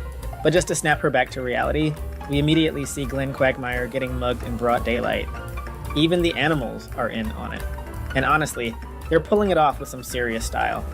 Give a warm Quahog Ocean Land welcome to Bojangles! All the fish in the bucket now! Not one fish at a time as a reward, all of them! The fish aren't the only thing getting stolen in Quahog. A few days later, the Griffins come home to find they've been robbed, losing their sense of security. Right now, not one at a time. Peter decides the solution is obvious. Buy a farm. He promptly sells their house on Craigslist because that's always the safest way to make real estate transactions, right? Peter, where'd you even get the money to make that kind of purchase? I sold the house, and I did it on Craigslist, so I also made a dangerous friend. Oh, Craigslist, where you can find a new home, a used toaster, and a potential serial killer all in one place. Naturally, Brian is thrilled at the idea of moving to a farm. Can't you just feel his excitement? Doesn't that sound wonderful, Brian? Are you ready to go to the nice farm? No! No! You'll never take me alive! Upon arrival, the Griffins begin adjusting to farm life. It's like Little House on the Prairie, except with more meth. Lois quickly breaks the news that they're hemorrhaging money faster than Peter's chugging moonshine. Apparently, they haven't grown a single crop to sell, and Peter's been spending their savings at both the general store and the specific store. That's what we call diversification. Peter, I've been running the numbers on this farm, and we're in deep trouble. We haven't grown a single crop to sell. And meanwhile, you're spending half our money down at the general store and the other half at the specific store. Brian, in a shocking display of commitment, offers to go to college to learn something valuable about farming. Yes, because when you're in a tight spot, sending that dog to college is always the best plan. But the plot thickens, or maybe that's just the meth fumes, as the family takes shelter from a tornado in their basement. And surprise, surprise, there's a fully operational meth lab down there, because of course there is. Ah, sweet, it's some kind of lab. Hey, maybe it has one of those things that goes... because that's important for science. Lois wants to call the cops because she's apparently the only one who thinks making meth is not the best way to solve their financial woes. But Peter, ever the dreamer, decides they should go into business. Lois reluctantly agrees to make meth just long enough to get back on their feet. Yeah, sure, Lois, just like how people only eat one Pringle. All right, Peter, we can make one meth, and that's it. And it's only because I don't see any other way out of this. Because there's definitely a thing called one meth. Anyway, Peter, in a paranoid frenzy, devises a genius plan to deliver the meth using carrier pigeons. And I'm sure trusting birds with drug money never backfires. Now this is the money I owe Peter. I want you to take it back to him. Do you understand?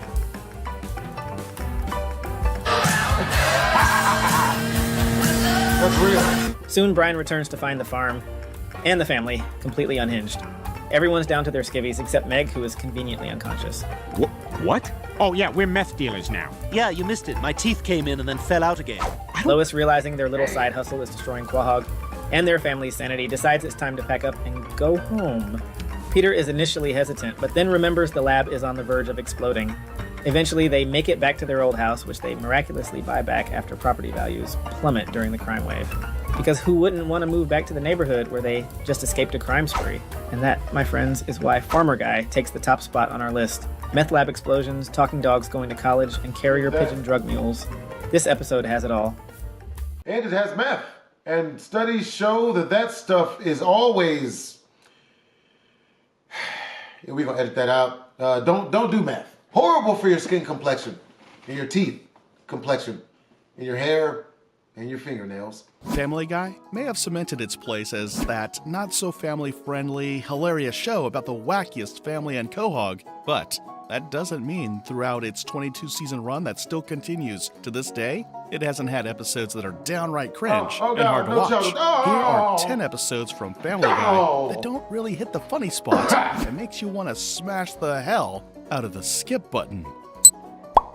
Beginning our list with the most disgusting Family Guy episode to date is Herpes the Love Sore. It's the episode where Brian gives Stewie herpes. And no, not in the way you're thinking. Get your mind out of the gutter. It all happens when Stewie and Brian have a good old-fashioned movie night, watching a Western. Stewie sees this whole blood brother thing and, as only Stewie can, decides it's a fantastic idea. He goes full Stewie mode, using his unique brand of persuasion to get Brian on board. Brian, I want you inside me. You don't have to say it like that.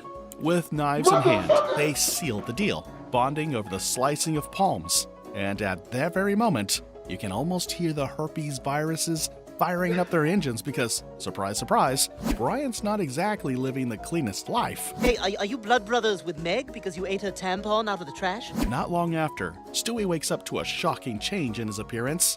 A sore so nasty, it could make even the most iron-stomached viewer gag. We're talking full-on face horror here, folks.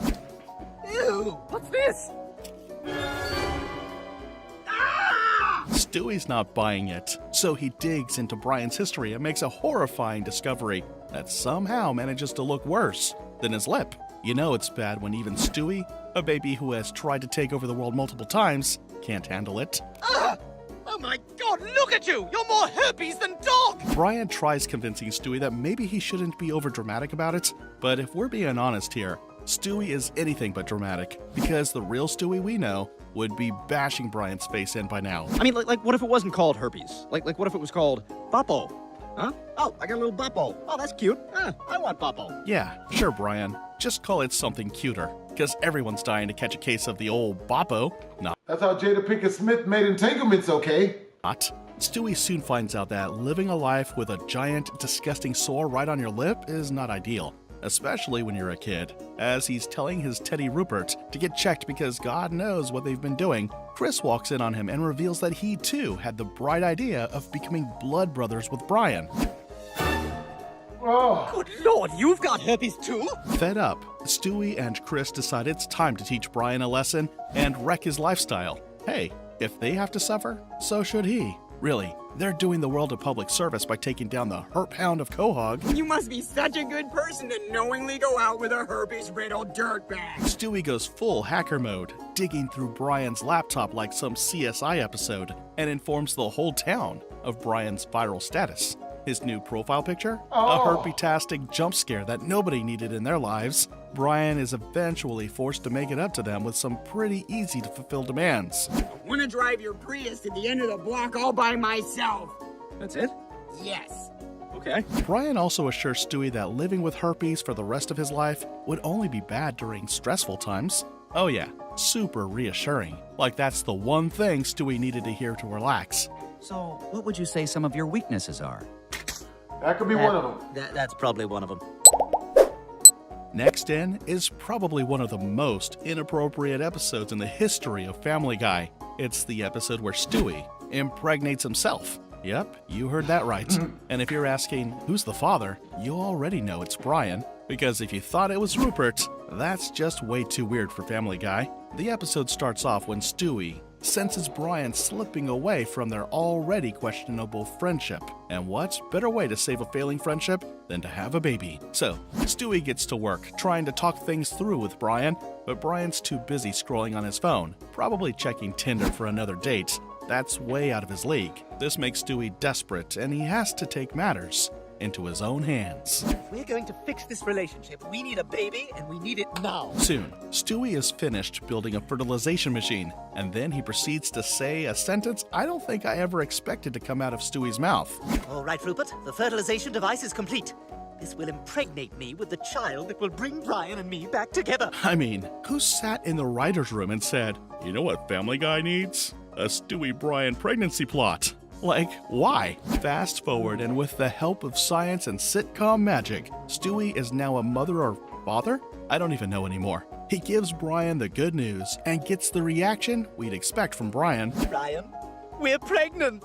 Oh my God! It's only been a couple of minutes since Brian has found out, and he's already looking for a way out of this mess. Like he should, which, let's be honest, is the most relatable reaction in the entire episode. I want to hear you say it. Abortion! Abortion! You need to get a big fat abortion right this second! Stewie is intent on keeping the baby, though, and so Brian is forced to put up with it, even taking Stewie to a doctor's appointment, who, like every other adult in the Griffin household, seems alarmingly chill about a very pregnant toddler waddling in for a checkup. You look a little young. How old are you? 13? 14? 15. But he didn't force himself on me. Things only spiral from here. The pinnacle of discomfort hits when Stewie drags Brian into a maternity photo shoot, complete with soft lighting and awkward poses. If the animators didn't need therapy after drawing this, I'd be amazed. These are good. Very classy. This feels incredibly wrong. You don't say, Brian. Fast forward, and it's finally the moment we've all been dreading, the delivery. They can't make it in time to the hospital, so Stewie decides to let loose his cannon inside the car. And from what I'm hearing, it's a freak show in there. Ow! Kill me! This hurts too much! Holy... What is happening? Anyways, the baby finally gets to see the world. I'm sorry, I meant to say babies, because there's a whole litter apparently, and they have more mutations than a nuclear bomb survivor. Guess they had to learn what happens when you go against nature. This one's bones all feel loose. I think that one is blind. And just like that, they dump the kids without a second thought. It's the most cold-blooded yet oddly satisfying end to one of Family Guy's cringiest plot lines. How attached to them are you? Not at all. Yeah, me either.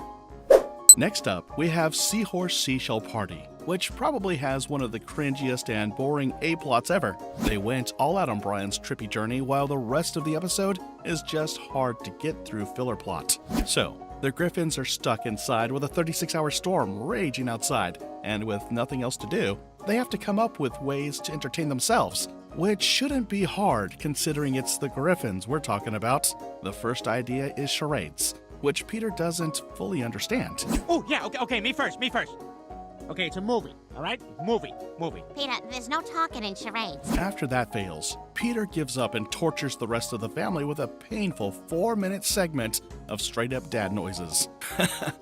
There's lazy writing, and then there's this. How about you all sit there quietly while I make dad noises?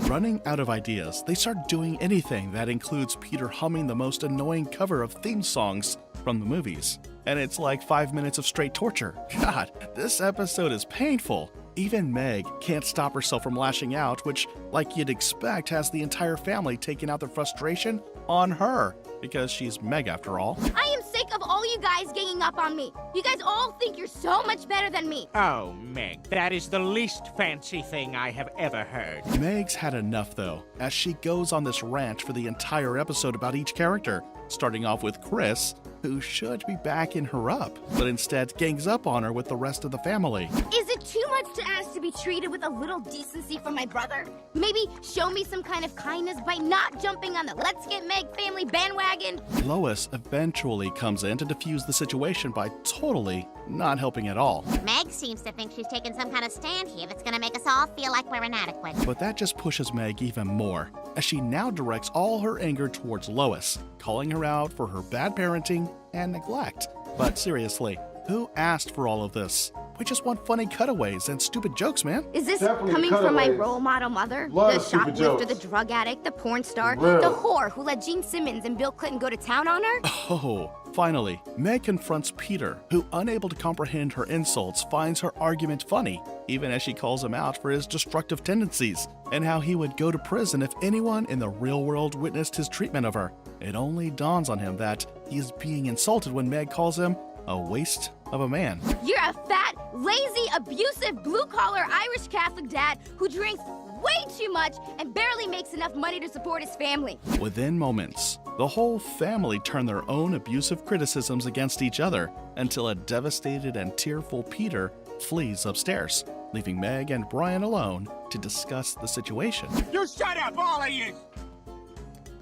I didn't ask to be in this family! Despite Brian commending her for standing up for herself, Meg feels remorse for hurting her family's feelings and concludes that they cannot survive without a lightning rod to endure their antagonism and absorb all their dysfunction. She decides to mend fences by apologizing to Peter, Lois, and Chris for taking her own problems out on them. Meg, how could you put us all through that?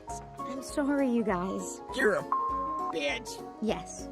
Yes, I am. Number 7 brings us to yet another gore-filled dark episode, which is borderline cringe as well. The whole point of the episode is just Chris and Meg trying to pass off the corpse of Stewie as alive, which is way darker than usual, even for Family Guy. How did they even get to this point? Well, it all kicks off when Chris decides to take a peek at Meg's diary, uncovering a few dark secrets that he probably wishes he could unread. Dear Diary, still no sign of that tampon from last week, but the headaches are getting worse. Chris, horrified, tries to make his escape, only to full-on bulldoze Stewie down a flight of stairs. Stewie's got what Meg calls a boo-boo, but it's more like a Grand Canyon carved into his skull.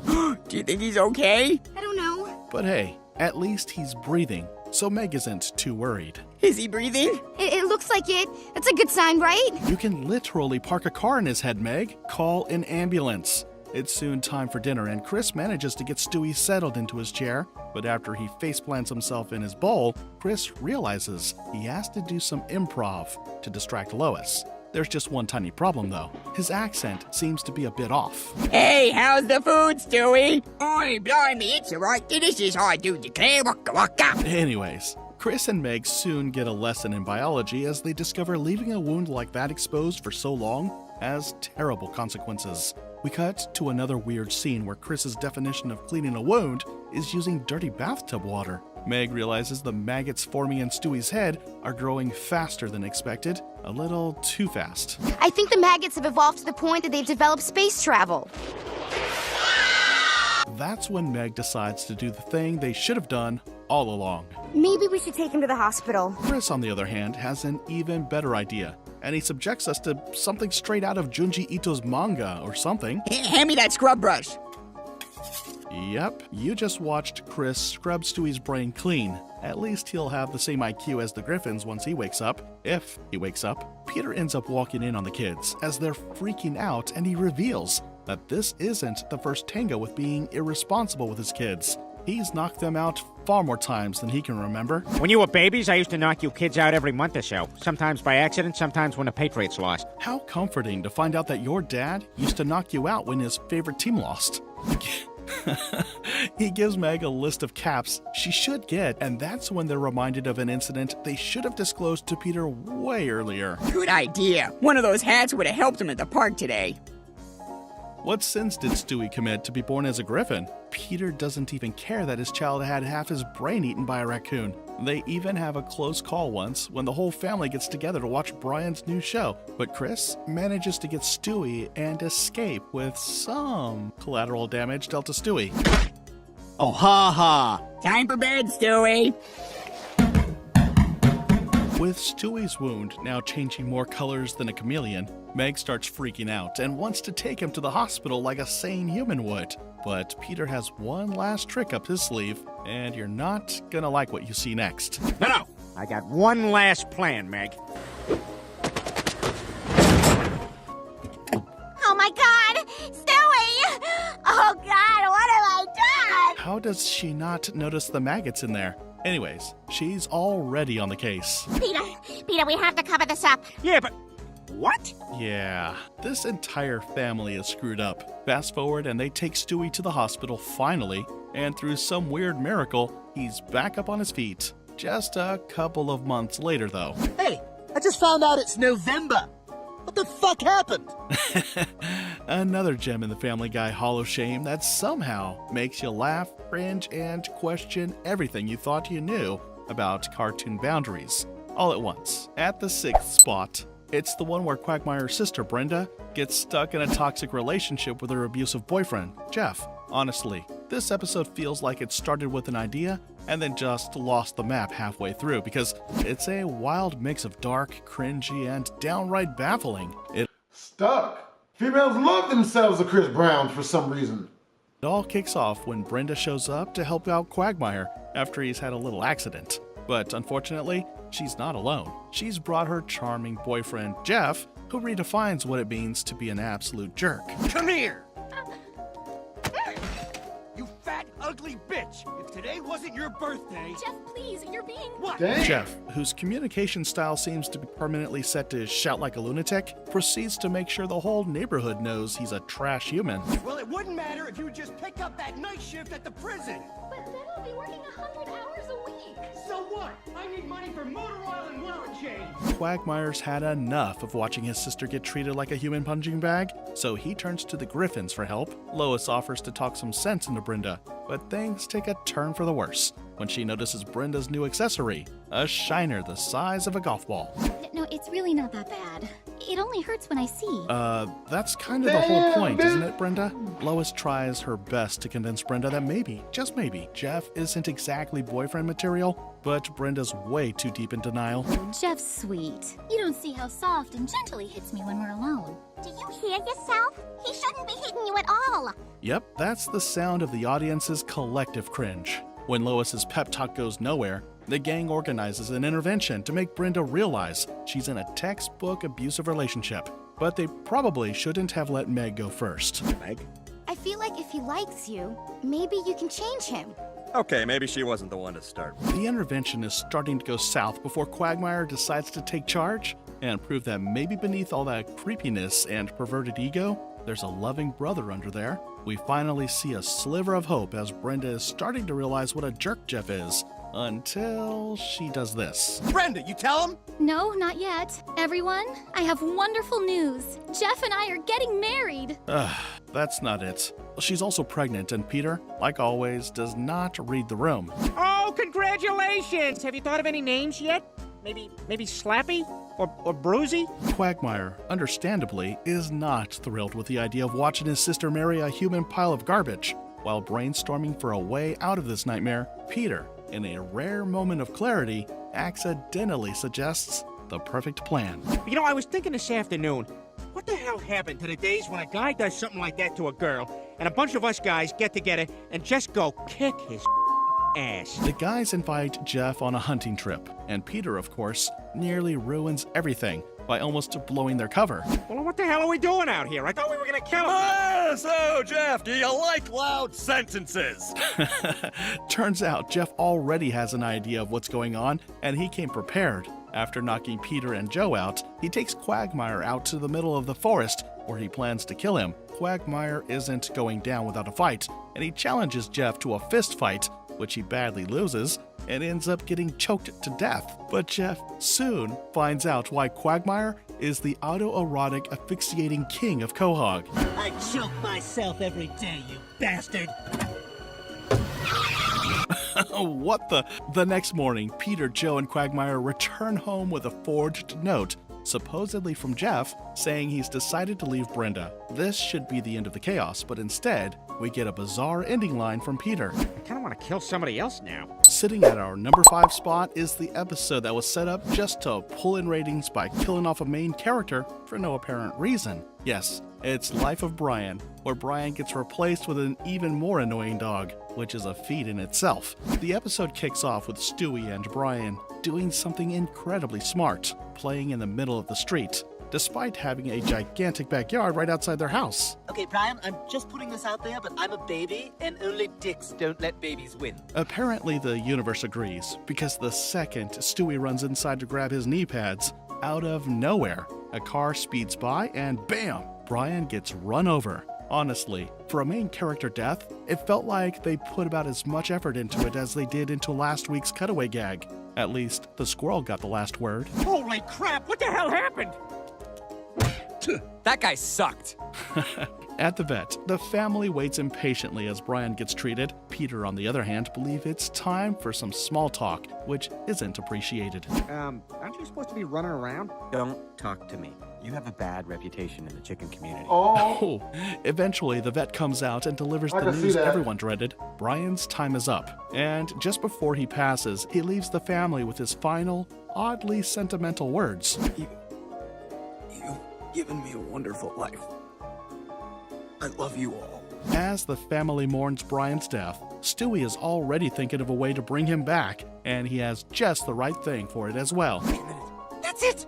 I've just got to rebuild the time machine, and then I can go back and save Brian! Stewie tries to rebuild the time machine and use it to save Brian, but finds that his dealer is unable to supply him with needed parts, and so even Stewie loses hope that he'll ever get to see Brian again. A month after his funeral, Lois suggests they get a new dog to take their mind off of Brian, but Stewie already knows that's a bad idea. Really? Another dog? Look, I miss Brian more than any of you, but at least now no one's forcing us to watch those awful PBS documentaries. Ignoring Stewie, Peter and Lois find themselves at the pound looking for a new dog, and you would not believe who they found. It's the doggy manifestation of Paulie from The Sopranos, and he acts the part so well. Well, you know, I'm just a regular guy. You throw a stick, maybe I bring it back. Maybe I bring back an iPhone that fell off a truck. Maybe this episode isn't that bad. Stewie is not happy with Vinny and decides to ruin him, but Chris ruins it for Stewie. Later, Vinny hears Stewie crying and realizes he is still upset over Brian. Vinny offers some comfort, talking about the death of his previous owner, Leo, and proving he knows what it is like to lose a best friend. And so, the episode ends on a wholesome note. You know, actually, Lois, I think I'm going to sleep in here with Stewie tonight. Oh, well, isn't that nice? And there you have it. Life of Brian, the episode that yanked at our heartstrings by offing a beloved character for seemingly no reason, only to bring in a replacement who's a walking, barking Italian-American stereotype. At number 4 is Fresh Air, which gives Creepy a whole new meaning as Peter decides to marry his own son, Chris, just to get his hands on a hefty inheritance, and yeah, it's just that kind of an episode. It all begins when Chris gets rejected for some father-son bonding time because Peter has his priorities set elsewhere. I was thinking we could spend some time together. Okay, are you a television set or the internet? No. Oh, then no. No, thank you. Feeling guilty, Lois decides to send Chris to cheer up his bedridden grandfather Carter, who's laid up after a nasty accident. Chris, eager for some attention, goes all in on taking care of Carter, going above and way beyond. No, you can do it basically whenever you're not doing something else. Cool! Hey, next time I want to try it with my hand. Yeah, so that happened. Pretty soon the grandfather-grandson duo are hitting it off with all sorts of goofy activities, like racing delivery guys and starting their own band. Wow, he's really fast. Hey, I got an idea. Let's put in 2 different orders and have them race. When Chris is getting dropped off, Carter offers him money for helping him out. In, ways. Chris refuses, saying how he just wanted to do it for fun, and that's when Carter realizes that he has found the right person to give his entire inheritance to, because he's definitely gonna outlive his wife. That we're sure of. I mean, what about Mom? I promise she'll be dead before I am. I promise. Peter now faces a huge wrench in his ultimate plan to cure Alzheimer's. The fact that Chris is going to take all the inheritance money that was going to Lois. So he decides to suck up to Chris for his share of the cash. And that part about the disease? Apparently, it really is a thing in Quahog. Peter, are those testicles?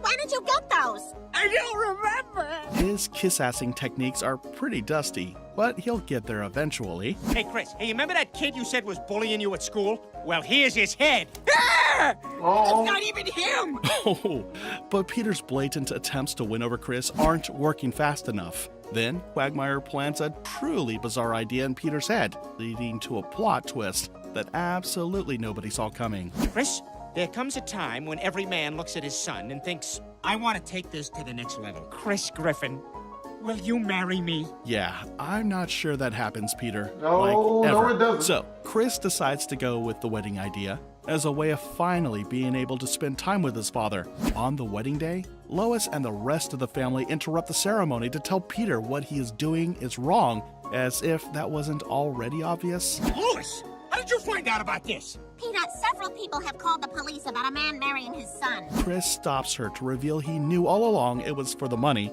but he didn't care because he just wanted to spend time with his dad. Peter and Chris agree to settle for being father and son, and they return home. Yeah, and I guess I learned it's wrong to take your son to Vermont under false pretenses to try to marry him for his inheritance. You should have known that. This episode solidifies its spot on the list for taking the term dysfunctional family to a level most sitcoms wouldn't dare touch with a 10-foot pole. Con Heiress fits into the third spot in our list because this episode takes the cake for the strangest competition ever, as Peter and Chris vie for the affection of Herbert, the neighborhood's infamous and very creepy old man. If awkward, dark humor is your jam, you're in the right place. The episode kicks off with Lois nagging Peter to mow the lawn because it's starting to look like the Amazon rainforest. Peter, being the master procrastinator, tries every excuse in the book before finally relenting and deciding to show Chris the ropes. And so, they're at it first thing in the morning. What the? Hey, shut up! You shut up! Oh, real original. After step one, which was starting the mower itself, Peter realizes he too needs lessons, and they turn to their best friend, YouTube, to help them out. But that takes them down a whole new rabbit hole. Salam alaikum, guys. This is Corey, here to talk about making a dirty bomb with stuff you can find in your kitchen. They soon get to work on their lawn when Herbert, that one creepy guy whose house you always ran past from, shows up and tries to bait Chris into mowing his lawn, which he gladly accepts. Did you hear that, Dad? He'll pay us $600. Yeah, did you not hear about Fort Dix? When Peter and Chris visit Herbert to mow his lawn, Herbert can't stop giving all his attention to Peter, who does not seem to mind it as well. In fact, he's fascinated like a 2-year-old kid when Herbert pulls out a trick. Wow, what's this? Wow, how'd you do that? It wasn't a trick, it was stuck to your neck. While working on the lawn, Herbert brings Season 10 of Family Guy had some really funny episodes. Here's 10 of them. First up, we have Lego My Mego. This one is one big reference to the Taken movies, with Meg getting kidnapped after her friend Ruth invites her to spend a semester in Paris. As soon as they land, they're already scouted to be trafficked, and from there it really turns into a huge Taken callback. Griffin residence? It's me. Just wanted you to know I got here safe. Oh, good. Oh, it's so amazing here, Dad. Yeah. You should see it. The apartment we're Dad, something's going on. Some men just broke in. Oh my God! They've got Ruth! And now I think they're coming after me. Panic. Pay no attention to detail. Let your mind race. And hide under the bed, but leave 2 of your feet sticking out. Oh my God, Dad. You have to leave 2 of your feet sticking out. Meg? I don't know who you are, I don't know what you want, but I have a very particular lack of skills. I will never be able to find you. Drakkar Noir. These guys are serious. Way to go, Peter. You basically helped your daughter get kidnapped. The worst and also funniest part is that he barely cares. So it's up to Brian and Stewie to save the day. Hey, buddy, we've got a few questions for you. This is a smoking-only area. Sorry. Smoking you have only a, area.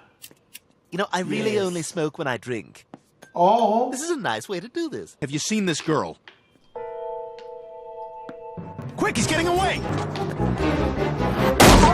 So much for that. But as Stewie says, the first guy always dies. They track down who the guy works with and disguise themselves as cologne salesmen. Yeah, like, no one is gonna find the baby and dog with mustaches suspicious. All right, this is the address that was in his wallet. How are we gonna know for sure if these are the guys who took Meg? We have the kidnapper's voice on tape, remember? Drakkar Noir. Now here, take this briefcase. We're Eastern European cologne salesmen. We ask them what they want, and when they say Drakkar Noir, which they all will, we'll know if we have our man. Well, gentlemen, now that you have smelled all of our colognes, what'll it be? Drakkar Noir. I am disgusting, so I will take 2 bottles Drakkar Noir. How about you, Chief?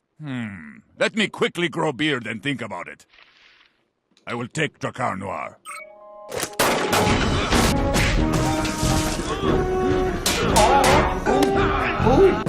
Oh! Yeah, you gotta cut him out. You gotta stab him. Oh! My God. Oh. Where is this girl? We keep girls upstairs. Meg? Meg!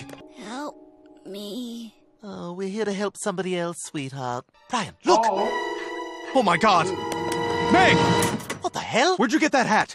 A girl gave it to me. What did she look like? She had a great personality. That's her. Meg is about to be auctioned off later that night, so Brian and Stewie infiltrate the auction house with Stewie dressed up as some girl from Atlanta. Stewie ends up selling it a little too well, and it ends up completely backfiring. Let's do this! Please don't. Ah, that's right. I have 50,000. No, I have no. 75,000. No. 500,000. Nothing. Sold No to money. the man who doesn't quite get auctions. No money. How will you be paid? I don't have any money. Can we work it out, maybe some other way? Something doesn't smell funny here. You're not Arab! This next girl is perfect for those of you who want to buy a sex slave, but don't want to spend sex slave money. Sounds about right. Great plan, guys. At least Stewie killed it with those dance moves. They end up getting captured, but managed. It's perfect for somebody that wants to buy a sex slave, but doesn't want to spend sex slave money.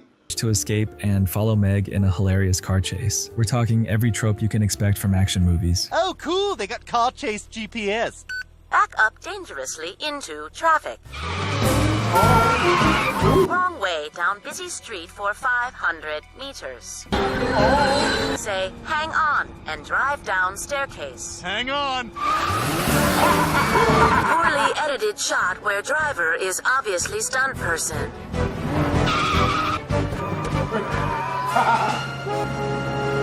All right, they're probably holding a below deck. You take the right side, I'll take the left. Name a better pair than GPS and taking you the most insane direction it can. So they make it onto the boat and Stewie gives Brian a gun. He's never killed anyone, but that doesn't stop him from going to town like a kid playing Call of Duty. You're gonna need Oh, this. boy. I've never killed anybody before. The Arabs, You're gonna people learn will still today. be rooting for you. Hey! Yeah. Kind of good at this. Oh, that wasn't a killer. That wasn't an insurgent. That's for shooting one of our guys. Jeez, dude, That works. it didn't take Brian more than 30 seconds to completely lose it. They end up saving Meg and wiping her mind so she can't remember anything. Probably for the best, since her friend Ruth ended up with her tongue getting ripped out. So we've seen what Meg gets up to while she's the center of an episode, sort of. But what about Chris? Well, in Killer Queen, Peter helps Chris enter into a hot dog eating contest to become the best eater in the world. It's not like he's not already big as it is, Peter? but this will come into play later. I'm not gonna make that joke. Yep. They search their attic Not for gonna things make they that can joke. sell, and they find the Queen album, News of the World. It ends up scaring Stewie, and Brian just can't get over it. Oh my God, I haven't seen this one in forever. Queen News of the World. Check it out. Ah!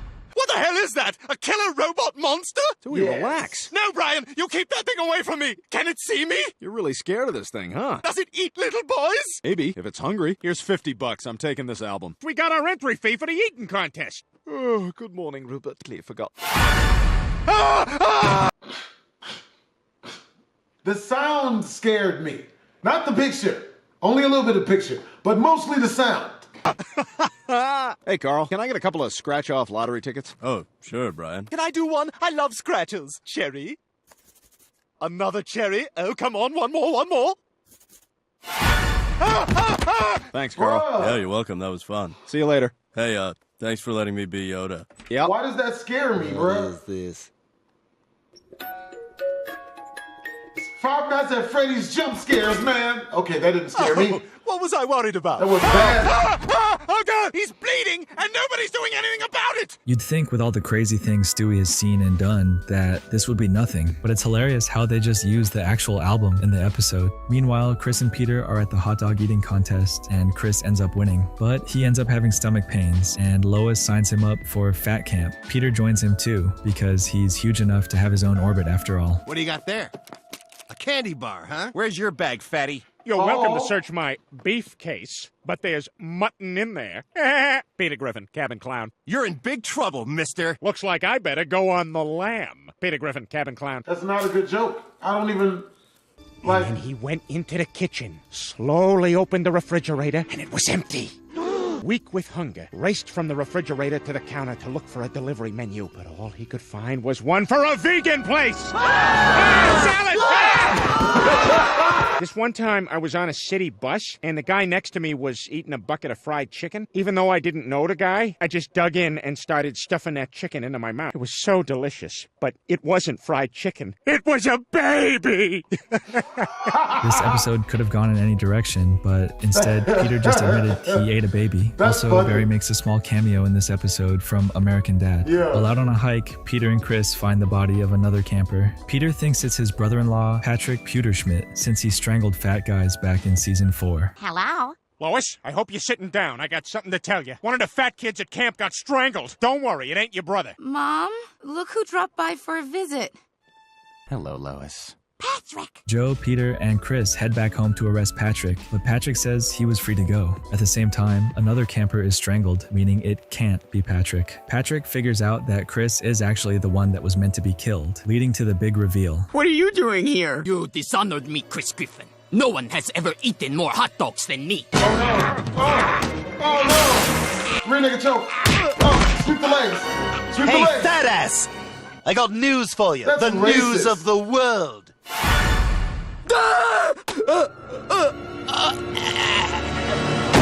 Oh my God, Stewie! You saved my life! We're all gonna be okay. Really? Man, even better than the album, the giant fucking robot from the cover shows up in the episode. You really can't top that. Well, maybe you can, cause in You Can't Do That on Television, Peter starts his own children's show after he gets way too into Jolly Farm while watching Stewie. This isn't It's all them Five Nights at Freddy's Let's Plays, man. I get jump scared too easily now. Ain't build up no resistance to it at all. the first time Peter has made a TV show either, since back in season 4 he made PTV, but this definitely has to be the funniest. Hi, kids. I'm Petey Griffin. We're gonna have so much fun on Petey's Funhouse today. What makes you so special? The fact that you are special. I can tell you who is special. Like you and you ain't special, and you are and you're not. It's story time here on Petey's Funhouse. Lesbian butts in 80s jeans. No. Once upon a time, some chick in a leather jacket in front of me in the parking lot walked into Home Depot, and her butt looked like this. Everybody see this? What? One thing that's not fun is a bully. How many of you kids out there have ever gotten bullied? Come on up here and tell us about it, champ. My name is Winston. I'm quite fond of ballet. No. One time, I tried out for Little League in my ballet shoes. The other kids made so much fun of me, I wet my pants. How old were you? 8. Too old to be peeing yourself, baby pee pants. All right, you kids finish him off. I'd rather set my kid up on a 24-hour run of What? YouTube kids trash than let them watch Tell the Peter kids teach to them jump about him. good morals Hey, and finish butts him and off. Jump jeans. him. Meanwhile, Meg is shadowing you Dr. get Hartman it. because she thinks she wants to be a doctor. Of all the fucking people to learn under, she's learning from this dude. Incredible. Thanks for letting me shadow you. You're in good hands. You see that diploma? Yale Medical School. That's impressive. Thank you. I work very hard on my calligraphy. This area is known as a hallway. Don't worry, you'll pick up on all the technical doctor jargon pretty soon. Hey, is it prescription or prescription? I think it's prescription. Prescription. That just feels weird in my mouth. Prescription. And how are you today, Mr. Patient? My last name is Saunders. This is Meg. She's shadowing me today. The inside of this folder has a diagram of the human body. Kind of a cheat sheet. Right now, I'm listening for cancer. Do you mean his heartbeat? Maybe. Here, you take a turn. What? Is that a picture of a vagina on the back wall with the measurements on it? Yeah, yeah. Oh, your heartbeat sounds a little fast. Do you smoke? Actually, I do. Ah, me too. Isn't it great? It raises your heart rate and can lead to emphysema or cancer. That's impressive, Meg. Well, you're clearly a bright young lady. Dr. Hartman, you just got this urgent message? Prilosec, huh? No, it's below that. Oh, Meg, I'm afraid my brother just tried to kill himself in prison. I have to go. You're gonna have to take things from here, I guess. What? But I have no formal medical training. And I think that book on the shelf has most of the stuff in there. And don't forget the cheat sheet if you need a helping hand. Meg's only in high school. How are you just gonna leave a teenager in charge of your patients? She eventually gets kicked out of the hospital, cause no Well, she's shit. got a Meanwhile, stethoscope. Lois doesn't like how much time Peter is spending on the show. So Technically, she's Peter a doctor introduces now. her into his show as Saggy Naggy, a hand puppet that nags him to help out with the house. Real classy. Look, it says New York. People will think I'm from there. Put your phone away. We're at a funeral. Oh my God. Look! It's Saggy Naggy! You stink, Saggy Naggy. My goodness, that's a very rude thing to say to someone. You're... Damn.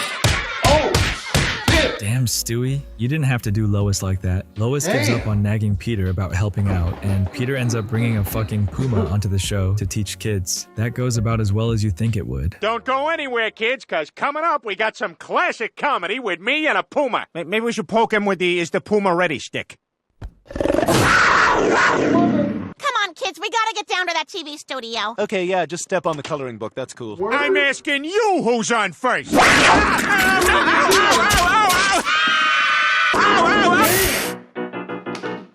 Kentucky is a state. Kentucky is a state. Someone call 911! It looks like his jugular is severed. I learned this at the hospital. Find me a first aid kit. Hand me those towels.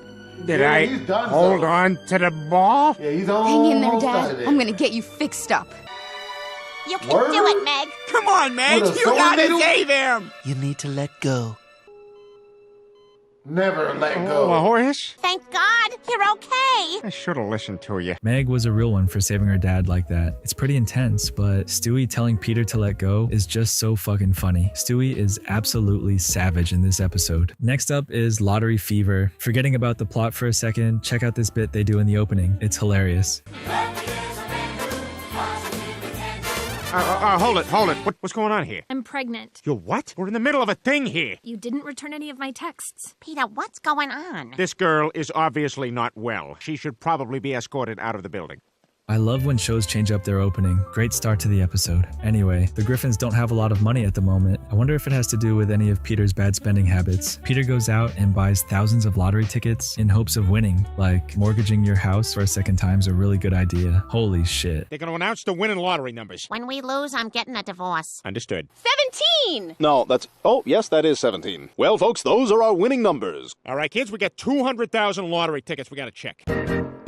Checking lottery tickets, looking at the numbers and seeing if they match the ones on the news. The montage is almost over. That's why the music and the vocals are fading out right now.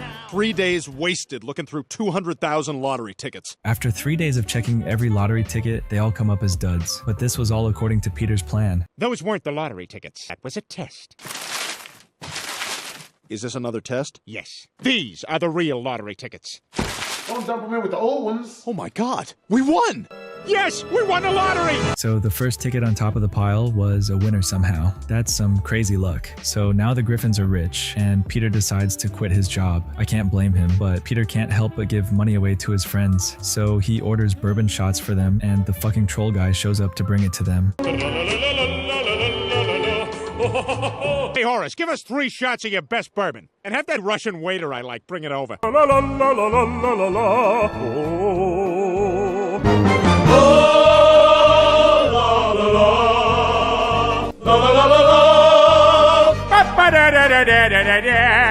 Boy, you wouldn't guess from that smile that all his kids were stillborn, huh? This is some old school shit right here. Peter lords his money over Joe and Quagmire until they get fed up and leave him. Lois, is worried that the money is changing who they are. What the hell are you wearing? I had to fight 3 rappers down at the nonsense store for this. I'm worried the money is changing this family and not the way you hope. I don't like what this money is doing to us. It's even affecting Brian and Stewie. I had a giant mobile put in the sky so I can sleep wherever I want. This is nice. Chris has also been developing some very expensive tastes. Model glue, sir. Well, what do we have today? Bring me my finest rag. Your fancy rag, sir. You are relieved for the evening. We don't got any of our old problems anymore. All we gotta do is enjoy ourselves. Peter, it's beautiful.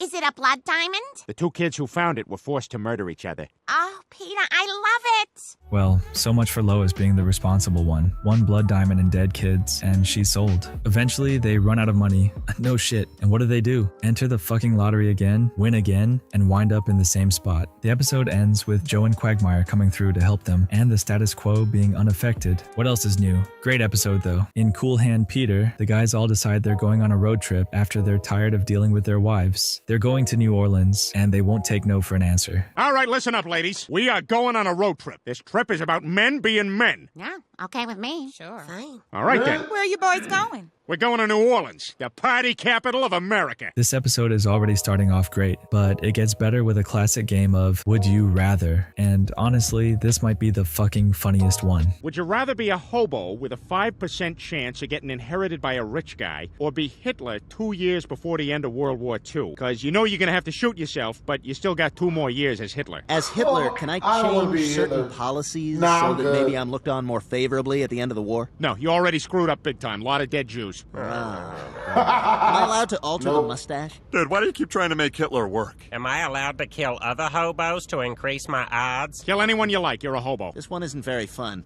Wait a minute, where are we? I always love when these pop up in episodes. I wish there were more because they're so fucking funny every time. While playing, they get pulled over by a cop, and this dude is looking to make some arrests. I read nowhere that southern sheriffs really want to be talked down to by big shot northerners. We are in a tremendous urban rush. You threatening me? No, sir. I can't help noticing you got a headlight out. What do you say we just work something out? Let me see your badge. Looks like you're a civilian now. I'm gonna have to search your vehicle. Well, looky here. What do we got in this thing? We had drugs?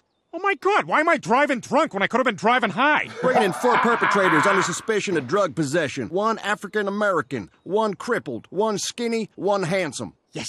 You guys are going away for a long time. They end up immediately going to a work camp after 2 weeks in prison. The best part is that their jury are Simpsons characters, so no wonder they're in deep shit. They meet the warden, and he's not taking any BS from Peter. Hello, gentlemen. I am the warden. This is not a resort. You will be worked harder than you have ever been worked in your lives. And play harder, right? Step forward, maggot.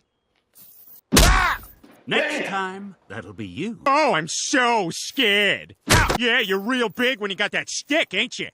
Okay, I'll stop now. The time goes by quickly for the guys, and they serve their term, but the warden is off his shit and isn't letting them go so easily. They're gonna have to pull a Shawshank Redemption and make a break for it. We're gonna break out of here. We gotta get past these guards. Well, I got an idea. Fell out of my wheelchair! Don't help me! You're embarrassing us. Are they looking?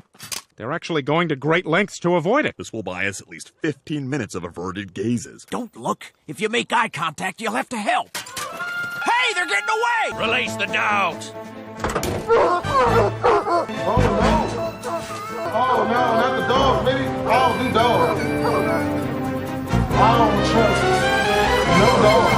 I guess 15 minutes was actually 15 seconds. They managed to get away and wind up inside the house of the sheriff. Smooth move, guys. It looks like nobody's home. Hey, these look like handcuff and shackle keys. How do you know that? These are handcuff and shackle keys. You know, there's an awful lot of pictures of the sheriff in this house. Oh no! It's the sheriff! Quick, into the closet! That's not good. Who's there? Just me, sweetie. Oh, I didn't know you were home. Well, I'll only be home for a minute. Some prisoners escaped from the work camp, and I'm helping the warden track them down. You're always working. I wish you'd spend more time at home. Maybe you're right, honey. You know what? I'm gonna let those fugitives go. I love you. Now come out here and give me a kiss. Peter, no! I don't have a wife. What? Mother! What the fuck was Peter thinking? They're shooting at us! Man, these guys are elusive. Yo! Oh my God, who writes this stuff? Man, those guys are elusive. That was a close one. I feel like I haven't eaten in a week. Hey, if we pass a McDaniel's or a Burger Queen, let's hop out. Oh, that's right, we're on television. Meanwhile, back home, the wives are getting absolutely wasted, but it's been like a month at this point in the episode. Why aren't they worried that the guys aren't home yet? I guess it doesn't matter, so long as they're drunk. I got an idea for something that's gonna be so funny. Okay, Bonnie, go get it. It's in the closet. Brian, come out here. What are you reading? Well, I was just finishing Jonathan Franzen's book. What? Hey, what are you doing? If he really starts freaking out, put your pinky in his butt. All right, I guess this is the night bitches die. This is one of Stewie's only lines in the episode, and it's so fucking good. The guys finally make it back to town, but the cops were waiting for them. Joe breaks out his police authority finally and sends them back south. The episode ends with a great send-off. What an experience. The important thing is you're home safe. And you know, I guess I learned something from all this. You know what? We've done this a billion times, so you know what? I'm just gonna do the cadences. Then turns into self-defense. Ha-cha-cha-cha-cha. Do with that information what you will. Chris Griffin is one of the most innocent characters in Family Guy, a trait that can lead to some of the funniest moments on the show. Let's look at the 10 times Chris's innocence got him into hilarious trouble. Our list starts with Chris getting invited to a birthday party by Barbara. During dinner, he talks about it with his family and tries to get some ideas from them on what gift he should buy Barbara. Chris gets Barbara perfume, but he messes up dearly when he sprays it on her eyes. Ow, my eyes! They're beautiful! Ah, just get away from me, Chris! Chris's cluelessness is quite amusing.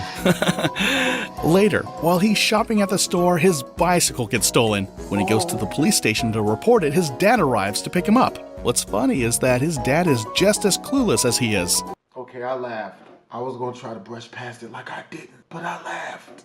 After all, there's a saying, like father, like son. Not only does he mistakenly provide the robber with Chris's photo and name, but he also shares Chris's fears. At breakfast, the family is watching the news when they see a report about the same robber escaping from prison. Meanwhile, poor Chris finds himself in deep trouble. I'm gonna go bang my girlfriend, and then I'm gonna kill Chris Griffin. Oh man, the family has been relocated by the FBI, and Meg and Peter are upset about the situation, although we know who is really to blame. The place they are living in is dreadful, but Lois is doing her best to keep everyone's spirits up. Peter finally gets a job as a lazy drunk sheriff. While the Griffins are hiding out in a small southern town, Chris makes a new friend named Sam. However, the community does not take kindly to Chris and Sam's friendship. As they're parting ways, Sam kisses Chris, but he feels uncomfortable about being kissed by a boy. Later, he discovers that Sam is actually a girl. Poor Chris completely misses this detail, and when he finally realizes the truth, he becomes very flustered, leading to some awkward yet funny interactions. You're a girl? Of course I am. Oh my god! Chris, buddy, there were hints. Meanwhile, the FBI has provided the criminal with the Griffin's address. Given how Peter angered the town, there's no hope for extra help from the community. Eventually, the criminal approaches Chris, but the community comes together and saves the day. The family ultimately leaves the town, and sadly, Chris and Sam's relationship comes to an end. Chris finds himself in serious trouble when he develops a crush on his teacher, Mrs. Lockhart. Innocent and unaware, Chris has no idea that Mrs. Lockhart is a manipulative woman who is using his infatuation to orchestrate a murder. While Chris believes he is simply being a good friend, she takes advantage of him for her own sinister plans. Meanwhile, I love manipulative women. Miss Clifton has won the lottery and will not be returning to teaching, leaving Chris smitten with his new teacher. His friend Brian has recently landed a job as a teacher as well. Chris's mother, Lois, is furious when she discovers that her son is in love with his teacher, and his sister Meg is utterly disgusted. Concerned for their son, Chris's parents go to the school to warn Mrs. Lockhart and ask her to let Chris down gently. However, instead of heeding their advice, she arranges to meet Chris outside of school. She tells him that she loves him, but in order for them to be together, Chris must kill her husband. When Chris proves too weak to go through with the plan, Mrs. Lockhart takes the matters into her own hands and carries out the deed herself. While doing laundry, Lois finds a note in Chris's pocket outlining his plan to murder Mr. Lockhart. She discovers the body and hides it, unaware that Chris did not... Damn, I'm really trying, I swear to God, yo. actually kill him. Peter and Lois then confront Chris about the situation. For God's sake, Chris, you murdered Mr. Lockhart. What? No, I didn't. In the end, the news on TV revealed the truth, and Chris's parents apologized. What an episode. In this episode, Stewie invites Brian to place a bet on 2 boxers for Friday night. And as expected, Stewie wins the bet. When Brian fails to pay Stewie on time, the punishment he receives is horrifying and sure to teach him a lesson. Meanwhile, Peter's high school reunion turns into a disastrous mess. However, it ultimately leads to Peter securing a job as an athlete with the New England Patriots. During a dinner at the Griffin household with Mr. Brady, both Lois and Meg find themselves blushing and squealing with joy when Tom Brady tells them they can just call him Tom.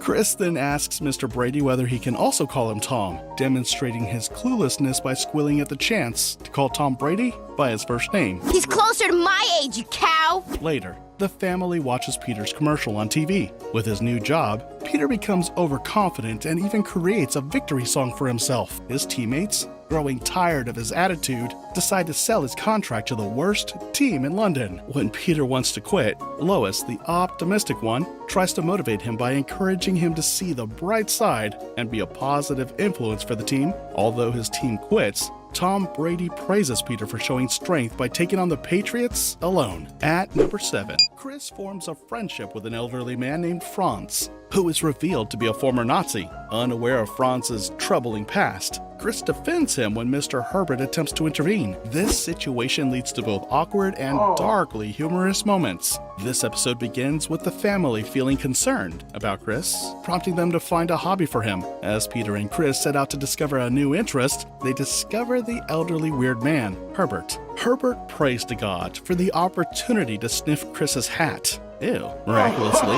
he gets the chance. But once he does, things take an unexpected turn. Chris and Peter try using That was far too loud of a cough. Way too loud. stamps, but it doesn't work out. Instead, they decide to go to a bar, but Chris is not allowed due to his age. Peter, however, comes out drunk. While they're outside, Chris notices a puppet store and becomes very interested. The owner of the shop, a man named Franz, welcomes him and shares all about puppets. They play with some puppets and Chris enjoys it immensely. As a result, the two become friends. Later, Herbert visits the Griffin home to inform them that Chris is friends with a Nazi member. He tells Lois and Peter about Franz and claims he knows he's a Nazi because he encountered him during the war. The Griffins decide to invite Franz over since they don't believe Herbert's story. The next day, when Chris plans to meet with Franz, Mr. Herbert tries his best to stop him, but Chris is determined. Peter is also at Franz's home to invite him over for dinner. While looking for the bathroom, Chris accidentally stumbles into Franz's Nazi room. Oh man. Franz then decides to kill them and locks them in the basement. The next day, Lois goes looking for them. Peter and Chris work together to escape, and Mr. Herbert sees them. He says he is going to get help. He dresses in his old uniform and sets off to save them himself. The fight that ensues is painfully slow, but ultimately ends with Mr. Herbert winning. He saves them, and Chris is thankful and shows his gratitude, and Mr. Herbert finally gets the hug he's been longing for. Talk about an answered prayer. At number 6, the episode begins with Chris in class, where his schoolmates are teasing him about his shoes. Meanwhile, Stewie and Lois are on their way home. Stewie is in a bad mood until he hears Anne-Marie's music and becomes entranced by her voice. When Lois asks him if he likes Anne-Marie's songs, he replies, "I've never known such happiness." Yeah. Later that day, Peter and Lois are watching the news when Chris approaches them to ask for new sneakers. They scold him for being ungrateful. Meanwhile, Stewie loses himself to Anne-Marie's music, which has turned into his ultimate addiction. Chris notices his parents' wallet and feels tempted to steal money for his sneakers. However, he finds no cash inside. Instead, he spots his mom's handbag, which contains cash, and feeling guilty, he takes it. Unfortunately for him, Meg catches him in the act. Busted. Lois and Peter are at a restaurant when Peter realizes he left his wallet at home. Classic Peter. Never forgets his appetite, always forgets his wallet. He calls his friend to ask him to bring it. Meanwhile, Meg confronts Chris about the money he stole and blackmails him into doing whatever she wants. Brian discovers Stewie listening to Anne-Marie and judges him for it. Stewie responds by saying he's going to change Brian's mind about her music. Later, we see that Chris has cleaned Meg's room and completed her homework, yet Meg continues to demand more from him. Stewie puts on a performance of Anne-Marie's songs for Brian. At the end of the performance, he sheds a tear and tells Stewie that he enjoyed it. Meanwhile, Meg is overworking Chris. When Chris has had enough and tells her she can go on and tell their parents, he decides to run away and stay with Mr. Herbert. We all know how peculiar Mr. Herbert can be. Later, we see Brian and Stewie discussing Anne-Marie's songs, but they have a disagreement about their interpretations. The next morning, Lois and Peter find it odd that Chris isn't at breakfast. Meg says nothing about it and insists they shouldn't worry. Meanwhile, Stewie and Brian have gone to visit Anne Murray herself. Stewie feels very disappointed to learn that Anne Murray didn't write her own songs. They were actually written by other people. In his frustration, he goes so far as to try to murder her, forcing her to sing her music. Meanwhile, Meg searches everywhere for Chris but struggles to locate him. Mr. Herbert tells Chris to leave. He has been nothing but trouble in the house. Eventually, Meg apologizes to Chris, and he forgives her. We broke up! What an episode that was. A roller coaster of emotions. At number 5, we're visiting a classic episode. The episode begins with Stewie feeling frustrated about the food in the fridge. He decides to confront his parents about it in their bedroom. He finds Lois and Peter making love, and Stewie is traumatized by the situation. Later, we see Chris being scolded by his scout leader, who informs him that he will receive a punishment. The family is then shown watching TV. After the show, Peter and Chris head to the garage. Peter and Chris are working on building a speed machine for the scout race. Chris politely asks Peter what he would think if Chris said he no longer wanted to be a scout. I'd say, come again? And then I'd laugh because I said come. But thank God that's not the case, huh? You're a scout. And you know what that means? That means I love you. Poor Chris. He goes up to Meg's room to ask for advice. Meg suggests that he should sweetly tell Peter what he wants, saying it will make him melt like butter and agree. However, Chris's version of being sweet isn't quite sweet at all. It's more like strange. During the scout race, Peter prays to God that his son will win. Instead of helping, Chris creates chaos and ends up being told he's out of the scout program. The reason? He has been in scouting for 2 years and hasn't earned a single badge. Oh man. Peter pleads for another chance for Chris, and the scout leader reluctantly agrees, but only on the condition that Chris earns a badge in 3 days. 3 days? That's tomorrow. We gotta get going. At dinner, Lois has made jelly for dessert. Meg gives Chris a nod to tell Peter about leaving the Scouts, but Peter doesn't want to hear any of it. Lois tries to offer Peter some advice, but as we know, Peter can be stubborn. The next day, Chris comes home and tells Peter he's out of the Scouts. Frustrated, Peter promises to get him back in, but Chris insists he doesn't want that. Once again, Peter ignores Chris's wishes. Determined, Peter calls the Scout head office and arranges for the family to go to New York. Brian opts not to join them, claiming he's already been to New York, but it seems things aren't going well for him. On the road, Peter struggles with bowel issues. While Peter is in the bathroom, the family explores a casino, and Lois slowly becomes addicted to gambling. Peter overhears Lois saying that everyone in the Indian tribe receives a share of the casino profits. So, he goes to the manager and claims to be Native American. The tribe then tricks Peter into venturing into the wilderness for a spiritual vision. Chris volunteers to accompany him, leaving Lois extremely worried. Tried to get him to old Yeller himself. Oh boy. For their safety. They're dead, you know. Peter discovers that he has the ability to communicate with trees and eventually finds a spiritual guide. This guide advises him to listen to his son. One day, when Chris wakes up and tries to talk to Peter, he remembers his guide's advice and decides to listen to Chris. Chris expresses his feelings about not wanting to be in Scouts and shares his passion for drawing. He shows Peter his artwork, and Peter tells him how proud he is of him. They share a hug, and they return to tell the others all about their journey. And that's the end of the episode. In Season 2, Episode 11, Carter Banks takes on the role of Brian but nearly forgets all his lines and struggles with acting. It's Peter's birthday and he is blindfolded. While driving the car blindfolded, Lois pleads with him to let her take the wheel. However, Peter has a strong belief about women not driving. Fortunately, he avoids any major accidents along the way, although he does slam a car. They finally reach their destination. The family surprises Peter with a day at Bob's Funland and Putt-Putt Golf, and all his friends are there too. Who are you? I'm the guy whose car you just slammed into. Lois, you invited everyone! At Bob's Funland and Putt-Putt Golf, Peter and his friends are having a great time. Meanwhile, Carter Banks is struggling to get into character as Brian. The whole family is enjoying themselves, and Stewie is having fun with his rifle as well. However, Peter and his friends are causing trouble, which prompts the manager to ask them to leave. Instead of apologizing, Peter insults the manager. The manager, who owns the establishment, is an old acquaintance of Peter's from high school. So what have you done with your life, you jerk? Later, Peter sits at home feeling down about not having accomplished anything in his life. Lois tries to cheer him up and encourages him to enjoy the rest of his birthday. Chris presents his father with a painting as a birthday gift, but the family doesn't seem to appreciate it much. The next day, Chris reminds Peter to hang the painting on the wall. Peter agrees to take it with him. Someone notices the painting in the window and offers Peter $5,000 for it, which he decides to sell.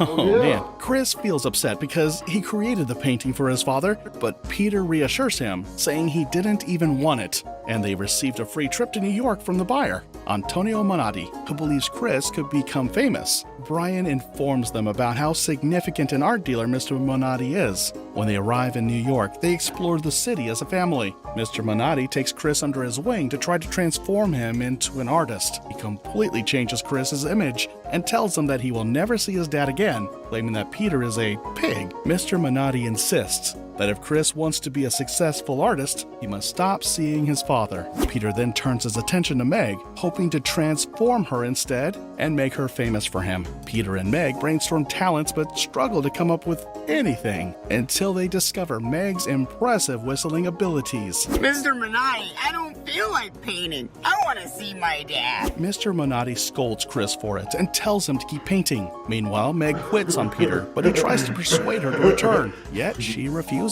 At Chris's art show, he is delighted to see his parents in attendance. However, when it comes time to display Chris's artwork, it turns out all the paintings are of his father. The audience reacts negatively, hurling insults at the artwork, and Mr. Monati informs Chris that he is not an artist. Oh man. As they leave New York, Chris apologizes for not being famous, while Meg expresses regret for lacking talent. Peter reassures them, saying it's okay because he has both of them. At that moment, Calvin Klein approaches and insists on having Stewie as a model, declaring that he is a beautiful baby perfect for the face of his new diaper line. Stewie, in turn, enjoys being the model. The family is watching the news when they learn that Charles Yamamoto has never lost a hot dog eating contest. Another contest is scheduled to take place soon. Chris suggests that Peter should enter the contest, but Peter responds that he is watching his figure. He then asks Chris if he eats anything. Chris replies that he eats all the time. Peter suggests that Chris should enter the contest instead, and notes that all they need now is the $50 entry fee. Lois, however, says she isn't going to spend $50 on some contest, so the two of them need to find a different way to get the money. They decide to check out Peter's old belongings to see if they can sell anything for the entry fee. Brian pulls out a Queen's New World album. The album cover is scary, and when Brian shows it to Stewie, he cries out in fear and runs away, thinking it might eat him. As a result, Brian gives Peter $50 for the album. Here's $50. I'm taking this album. Oh, wow, check it out, Chris. We got our entry fee for the eating contest. Peter tells Chris that they need to wake up at dawn to start their training. However, when dawn arrives, Peter is too sleepy to get up when Chris goes to wake him. Stewie also struggles to wake up. His morning alarm isn't very effective as he finds himself next to the scary album. When he falls out of his crib, Brian laughs and tells him that he was just trying to help him wake up. Later, Brian and Stewie head to the store, where Brian buys some scratch-off lottery tickets. Stewie begs for one, and Brian hands him a ticket. To Stewie's surprise, the scratcher reveals the album cover.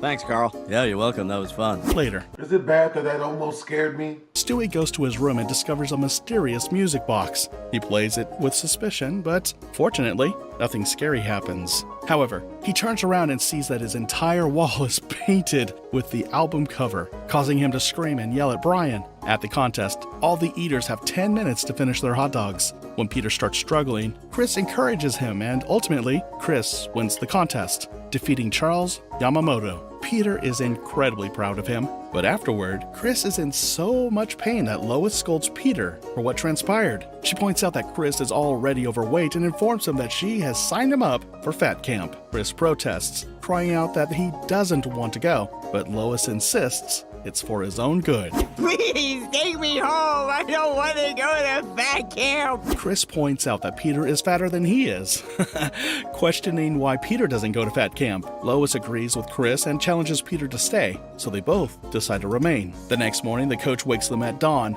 searches their belongings, and doesn't go easy on them. Later that day, Peter shares a story about food with the other campers. Really, Peter? At that camp? Meanwhile, at home, Stewie contemplates ending his life because of a robot, but is stopped by Brian. Brian comforts him, explaining that it's just an album and nothing more. He then asks for Stewie's forgiveness, and Stewie agrees. At the fat camp, Peter and Chris are struggling. Chris cries out that he's hungry, and Peter decides to lead them into the forest. There, they stumble upon the body of a dead camper, which attracts the attention of the ambulance and other campers. The police begin an investigation. That kid is actually a character from American Dad. I know, right? And discover that the camper was strangled. Peter mentions that his brother-in-law has a tendency to strangle people and suggests that it could be him, especially since he has a thing for targeting overweight individuals. However, the cop points out that Lois's brother is locked up in an asylum, making it impossible for him to be the culprit.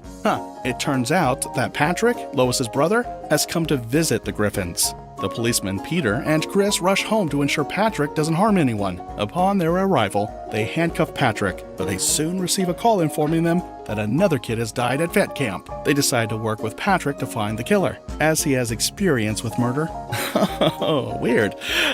Through their investigation, Patrick reveals that the killer was specifically targeting Chris. You dishonored me, Chris Griffin. No one has ever eaten more hot dogs than me. Now you must die. Yes, it's Charles Yamamoto, and he's choking Chris pretty tightly. Fortunately, Stewie saves the day by showing him the terrifying album, which causes Charles Yamamoto to have a heart attack upon seeing it. Ew. A vinyl cover could double as a weapon of mass terror. It turns out that the person who released Patrick was Yamamoto, making it appear as though Patrick had killed Chris. The police wrap up the scene, and in the end, Patrick manages to escape. At number 2. Chris's parents ask him how he did on his science test. He replies that he received a D, which disappoints them. However, they suggest that he might just need a little help. Chris then explains that every time he tries to study, an evil monkey comes out of his closet and scares him. Lois scolds him, telling him that the monkey is not real and that he should forget about it since he is in high school now. He is too real. I can prove it. Peter tells Chris to do better on his science test. In another room, Stewie is watching Hannah Montana on TV when the announcer announces that Hannah Montana is going on tour in town and encourages viewers to call in to book tickets. Stewie becomes extremely excited, but just as he's about to call, the announcer reveals that the tickets are sold out. Brian walks in and mocks Stewie for watching Hannah Montana.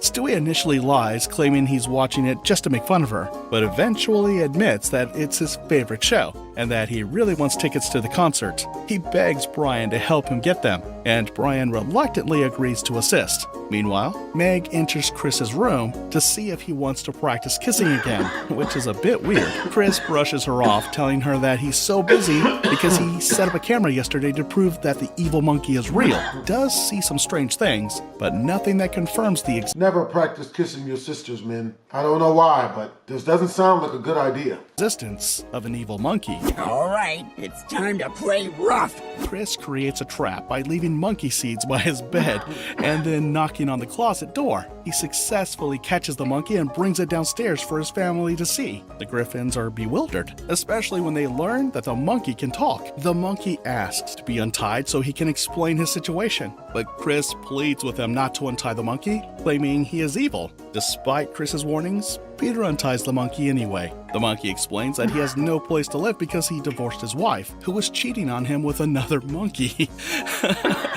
This led him to losing his job and falling into depression, causing him to live in Chris's closet for the past 9 years. Meanwhile, Brian and Stewie sneak into Miley Cyrus's show. Stewie is ecstatic to see Miley, but when she is about to kick them out, Brian lies and says that Stewie has cancer, which quickly softens Miley's attitude towards them. The family remains preoccupied with the monkey and fails to hear Chris's complaints. The next day, Chris comes home to announce that he received an A on his book report. However, he realizes that he didn't write the report. The monkey did it for him. The monkey explains that he simply took Chris's thoughts and put them on paper because he had been listening to Chris talk in his sleep for years. That's less creepy monkey and more plagiarism ghostwriter. Chris appreciates this and thanks the monkey. Meanwhile, Stewie and Miley are enjoying each other's company, sharing their lyrics and singing together on stage. Chris and the monkey become best friends. However, problems arise when Chris takes the monkey to a father and son barbecue instead of Peter, which frustrates Peter greatly.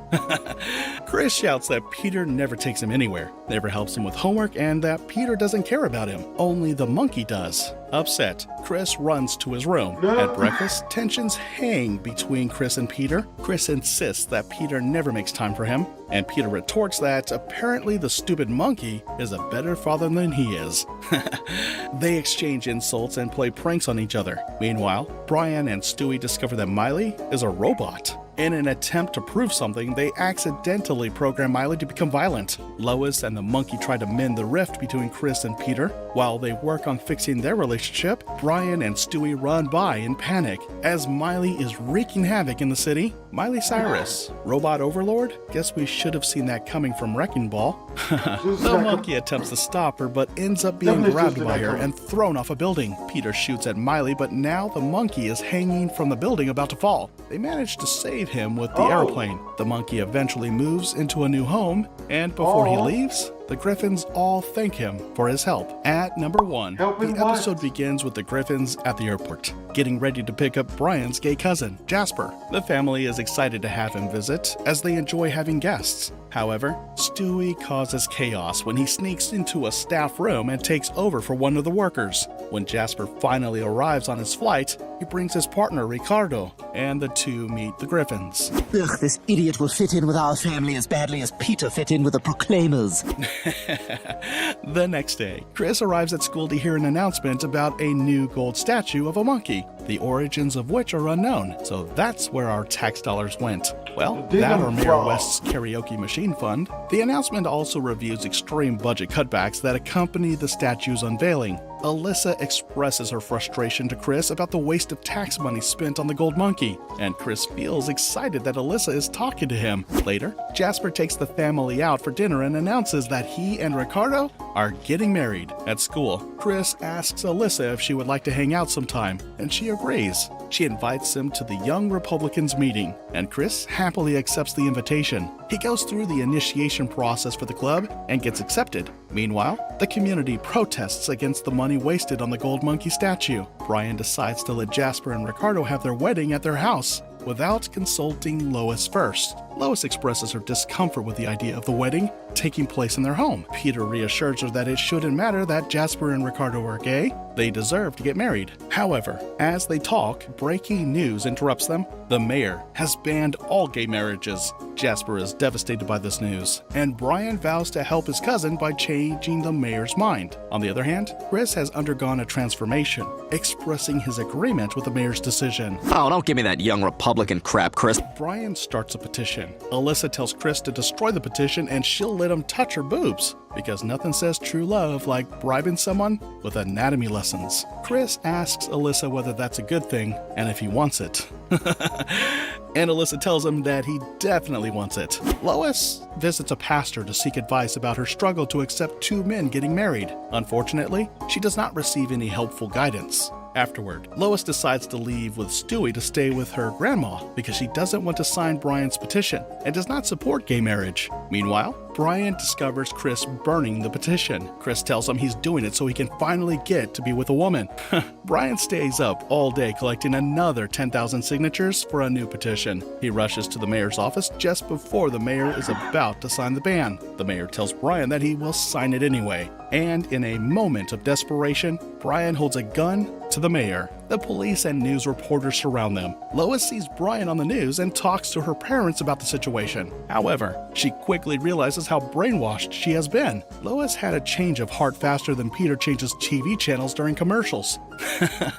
The police decide to send Peter to talk to Brian. Lois also apologizes to Brian and convinces him to come down peacefully. In the end, the mayor decides, due to the distraction caused by Brian's actions, They won't need to sign the gay marriage ban after all. Consequently, Jasper and Ricardo have a beautiful wedding. And that's a wrap on this video. What a load of innocent trouble. I can't even tell you guys about some of the times my innocence got me in trouble, considering I'm a born-again virgin again. Impossible to slut shame. Here are the top 10 worst things to ever happen to Stewie Griffin. We begin at number 10 with perhaps the most heart-crushing episode for Stewie. However, the episode doesn't exactly begin on a sad note. We see Brian and Stewie having an adventure, being chased by bad guys in a scene that looks like an old action movie. Thanks to you, the Indians killed all the white people and took over America. Apparently, Stewie and Brian traveled back into the past and altered something, but when it was time to go back and restore things to normalcy, they found out that the return pad was broken. Don't give them any money. They're just gonna spend it all on deviled eggs. Now, they are trapped, out of options. Stewie and Brian travel to their house, hoping that alternate Stewie has his own time machine. In this reality, everyone looks different, but alternate Brian looks a whole lot different. Is anyone else in the mood to run really fast in one direction? Real Brian and Stewie would love that, if it takes them back to the past, or is it the future? I'm getting confused. I have no idea what's going on. Luckily, alternate Stewie has a time machine with a return pad. They return to the past and undo the mess they created. Hi, how are you today? Good to see you. Listen, we've just been informed that these guns are defective. With everything now back to normal, Stewie destroys and disposes the time machine. At the junkyard, Brian spots a hockey net and convinces Stewie that they should take it back home. Stupidly enough, they decide to set the game in the middle of the road. And boom, a car runs into Brian. Holy crap, what the hell happened? That guy sucked. Goddamn. Desperate to bring Brian back, Stewie decides to rebuild the time machine, but his supplier informs him that titanium capacitors are no longer in the market. What the heck? With Brian gone, the family organizes a rather elaborate burial for the dog, where everyone, except Glenn, cries their eyes out. Damn it, Ortiz, stop swinging at junk. What an asshole! With Brian dead, Lois suggests that they get a new dog, and everyone agrees to it. Everyone, except Stewie. He is not over Brian yet. They get a new dog named Vinny. Oh, finally, someone who sounds like they went to college. Who immediately becomes quite a popular figure. How about I call you Hat Boy? Lower your voice, Chris. It's Hat Boy, bitch! Stewie, however, hates the dog so much that he starts plotting how to get it killed. I'm going to tell Vinny so much bad news about Italian Americans that he goes into cardiac arrest. Classic criminal mastermind Stewie. Sadly, while everyone moved on from Brian rather quickly, Stewie's still sad. Everyone in this family is so damn thrilled with you, they've forgotten all about Brian. I'll never forget Brian. Eventually, Vinny wins Stewie over and they end up becoming best pals.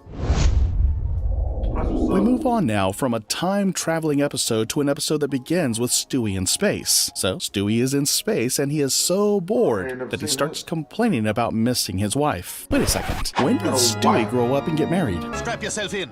No matter what happens, it's been a privilege to serve under you. Stewie appears to be doing quite well, until reality sets in. Stewie is still a baby, and he is still as silly as ever. Stewie, get lost. Daddy's trying to watch the ball game. Peter tricks Stewie into going into the basement, and Stewie falls for it way too easily.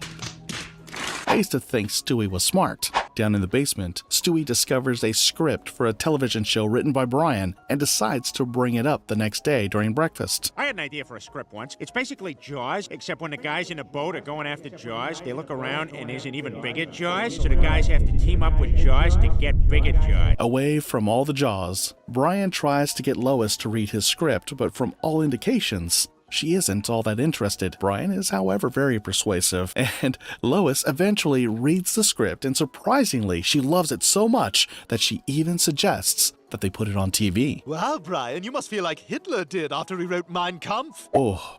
Still in the mood of invading people's privacy, Chris sneaks in and steals Meg's diary. During the high-speed chase that follows afterwards, he knocks off Stewie, who falls down the stairs and cracks his head. Is he breathing? It looks like it. That's a good sign, right? Though it's initially an accident, what follows is far from an accident. It is a glaring display of the stupidity that runs in the family. You are made of stupid. Peter submits Brian's script to the TV station, and like Lois, they love it. Back to Chris, Meg, and the now unconscious Stewie. Instead of reporting what happened to Stewie so he could get treated, Chris and Meg decide to hide Stewie's condition, even though he is clearly unconscious and slowly losing his life. How dumb can they be? Well, it's a Griffin thing. Continuing in their obvious cluelessness, Meg and Chris tie their almost dead little brother to strings and drag him down for dinner like a puppet? Look at my little cowboy. Come on, Stewie, up in your high chair. Boy, he must be starving. Why? Lois is clearly as clueless as the kids. Even with Stewie collapsing on his food, nobody seems to notice anything is off, like they always do. The studio messes with Brian's show by changing its direction. The dog is unhappy about it, but there's little he can do about it. After all, the man with the money calls the shots. My God, this is a nightmare. I thought you said you weren't going to mess with my show. It's a small change, Brian. You won't even notice it. Well, we know the big studios never tell the truth. Chris and Meg continue to hide Stewie's condition until maggots emerge from his head. Maybe we should take him to the hospital. I think the maggots have evolved to the point that they've developed space travel. Genius idea, Meg. Why did no one think of that? Well, duh. Peter discovers the truth, but he, too, isn't all that smart. Stewie's condition continues to go from bad to worse, and somehow, Lois doesn't notice that there is something wrong with her baby. So much for being a mother. To celebrate Brian's new show, the family and their friends gather around to watch the premiere, but unfortunately, what they saw wasn't exactly what they were expecting. The studio had so messed with the show that it had become a disaster. So,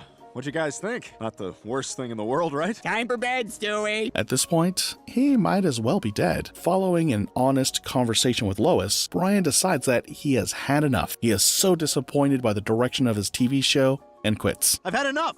I'm not selling out anymore. I quit. So Peter finally has some sense and starts to think that something could really be wrong with Stewie. But instead of taking him to the hospital, he does something irresponsible. Call the police. Stewie!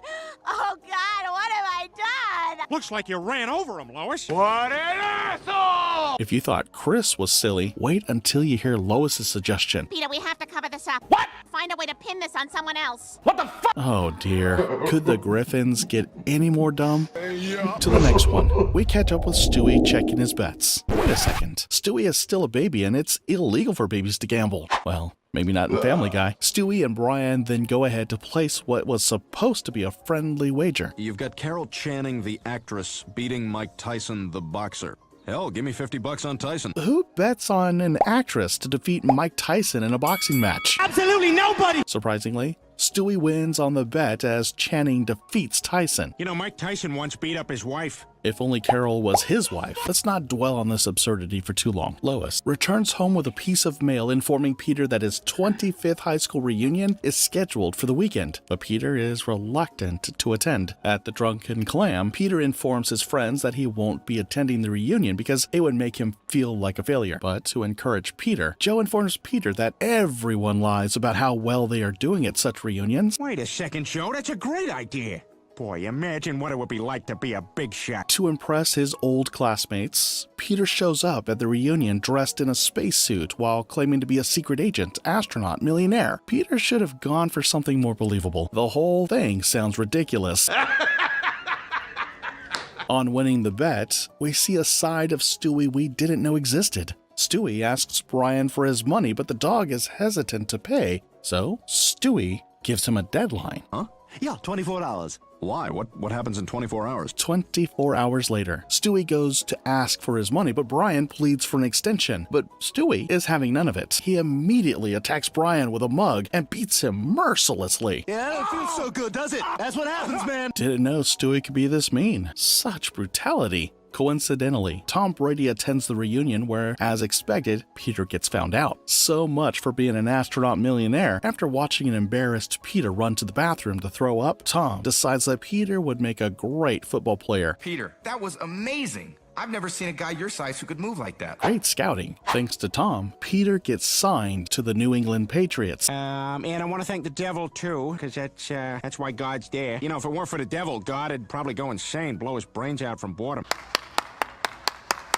Great speech, Peter. Stewie, however, continues to haunt and terrorize Brian every opportunity he gets. What the hell happened to you? I fell down the stairs. Well, you should be more careful. With Brian refusing to pay up his debt, Stewie attacks him a second time, beats him with a golf stick, breaks his leg, and even shoots him with a flamethrower. You one crazy ass bitch! Isn't that animal cruelty, or Stewie can just do whatever he wants? Just when we were starting to feel bad for Brian, we discovered that he had the money all along, but he was intentionally refusing to pay up his debt. All right, let's go to the bank. Such a selfish dog. Peter's time at the New England Patriots starts on a good note. Now a superstar, he even features in a TV commercial. But Peter's superstardom is short-lived because Peter is more interested in showboating and lets his newfound fame get to his head. One time, running late to a game, Peter drives straight to the field in his latest ride. What do you think, eh? I got this for doing that car dealership ad. All right, enough messing around, huh? Let's play this game. Tired of his unnecessary showboating, the coach sells off Peter's contract to the most useless team in Europe, the London Silly Nannies. Griffin, you're fired. Having gotten his money, Stewie suggests that they let bygones be bygones. Wonder why he didn't do that with the money. Give me your fucking money! But Brian isn't interested, so to even the score, Stewie... What did that little girl say? I gotta see that again. Suggests that they let bygones be bygones. Wonder why he didn't do that with the money. Give me your fucking money! Oh. But Brian isn't interested, so to even the score, Stewie makes the mistake of offering Brian one free shot at revenge. Ah, this is gonna be fun. You can tell that Brian is absolutely going to mess with him. I'm gonna enjoy it. Very, very much. The Silly Nannies turn out to be an embarrassing team, but Peter isn't ready to give up too easily. In order to save his pride, he challenges the Patriots to a game with the Nannies, and thanks to Tom, they agree to it. Even after being injected with steroids by Peter to toughen them up, the Silly Nannies prove to be a fearful bunch. Those men are tremendous in stature. And they're coming straight at us. We'll take my carriage. Smell like bitch in here! All y'all smell like bitch to me! Maybe they should stick to babysitting. But at least Peter's performance earns him Tom Brady's respect. Meanwhile, Stewie was slowly losing his mind. The unpredictability of when Brian was going to attack was killing Stewie. When's the beating gonna come, Brian? Just tell me when it's gonna come. Just do something, anything. Call an ambulance! But not for me! He couldn't handle the suspense and was constantly paranoid. Look how hurt I am! My bad, y'all. It smelled like bitch in here. Like that. That one got me, bro. It smelled like bitch in here. That has to be the most well done comedic set in video I've seen in a minute, man. Best string of jokes. We're even now. Who knew Brian was this good at mind games? Karma's a bitch. And just when Stewie thinks the torment is over, Brian nonchalantly shoves him in front of a moving bus for good measure. No, that's a lot of damage. It's winter, and the entire family, or should I say the entire town, is having a blast. Everyone pairs up, and once again, Stewie is with Brian, his partner in crime and sometimes his enemy. For most parts of the episode, Peter is so concerned about proving to himself that he is better than his son at everything, while Chris sees it as spending time with his dad. For Peter, everything is a competition. Got your nose. Oh, yeah? Well, I got your face. Meanwhile, Meg becomes a flag girl, and she is so excited about it that she announces it to the family over dinner, while Peter and Chris are having what I'll describe as a who's more daft contest. All right, salt shaker up the nose. I got pepper. Yes, I win. That was fun, Dad. I'm surrounded by idiots. Back to Meg becoming a flag girl. Meg doesn't realize that being a flag girl isn't the same as being a cheerleader. This dude's meme game is S tier. S tier. Good job, Comcast. That the cheerleaders are the cool ones in their school, not the flag girls. Because of Meg, the whole family is forced to see the game. Stewie, however, spends most of the time trying to get Brian to notice him, like a teenage boy trying to impress his new crush. Shut up. The dog just told me to shut up. I demand to know what you plan to do about this. After a basketball game in which he cheated since he just wanted to win at all costs, Peter and Chris go to the shower together, and Peter sees how large Chris's junk is. Hey, Chris, what's with your leg? Oh my God, that's not your leg. I dropped my monster condom that I used for my magnum dong. That one incident scares the shit out of Peter, who realizes that he isn't better at Chris at everything. Thanks to you, our son has a huge wang. Thanks to me. Well, he didn't get it from me. He is just such a sore loser, he starts sulking and even blames Lois for his loss. Since the scary encounter with Chris's wang in the bathroom, Peter has been feeling really insecure about himself. Chris, drink your milk. It'll make you big and strong. No more milk for him, Lois. He's had enough. So, while at the grocery store, to impress a few random ladies and to boost his ego, he grabs Stewie and shoves him into his pants to look big. Oh my God. Where's Stewie? He's around. Let me out of this stink-filled corduroy dungeon.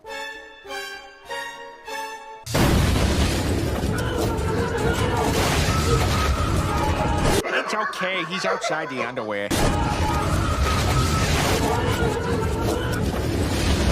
I really feel for Stewie. The filth he had to experience against his consent? Well, at least Peter is small. You have a small penis, don't you? You smug little bastard. But somehow, Stewie becomes really comfortable in Peter's secret chamber. Hey, Stewie, you can come out now. Turn off the light. I'm reading a ghost story. Typical griffins and being idiots. Not to worry though, Stewie made it out alive.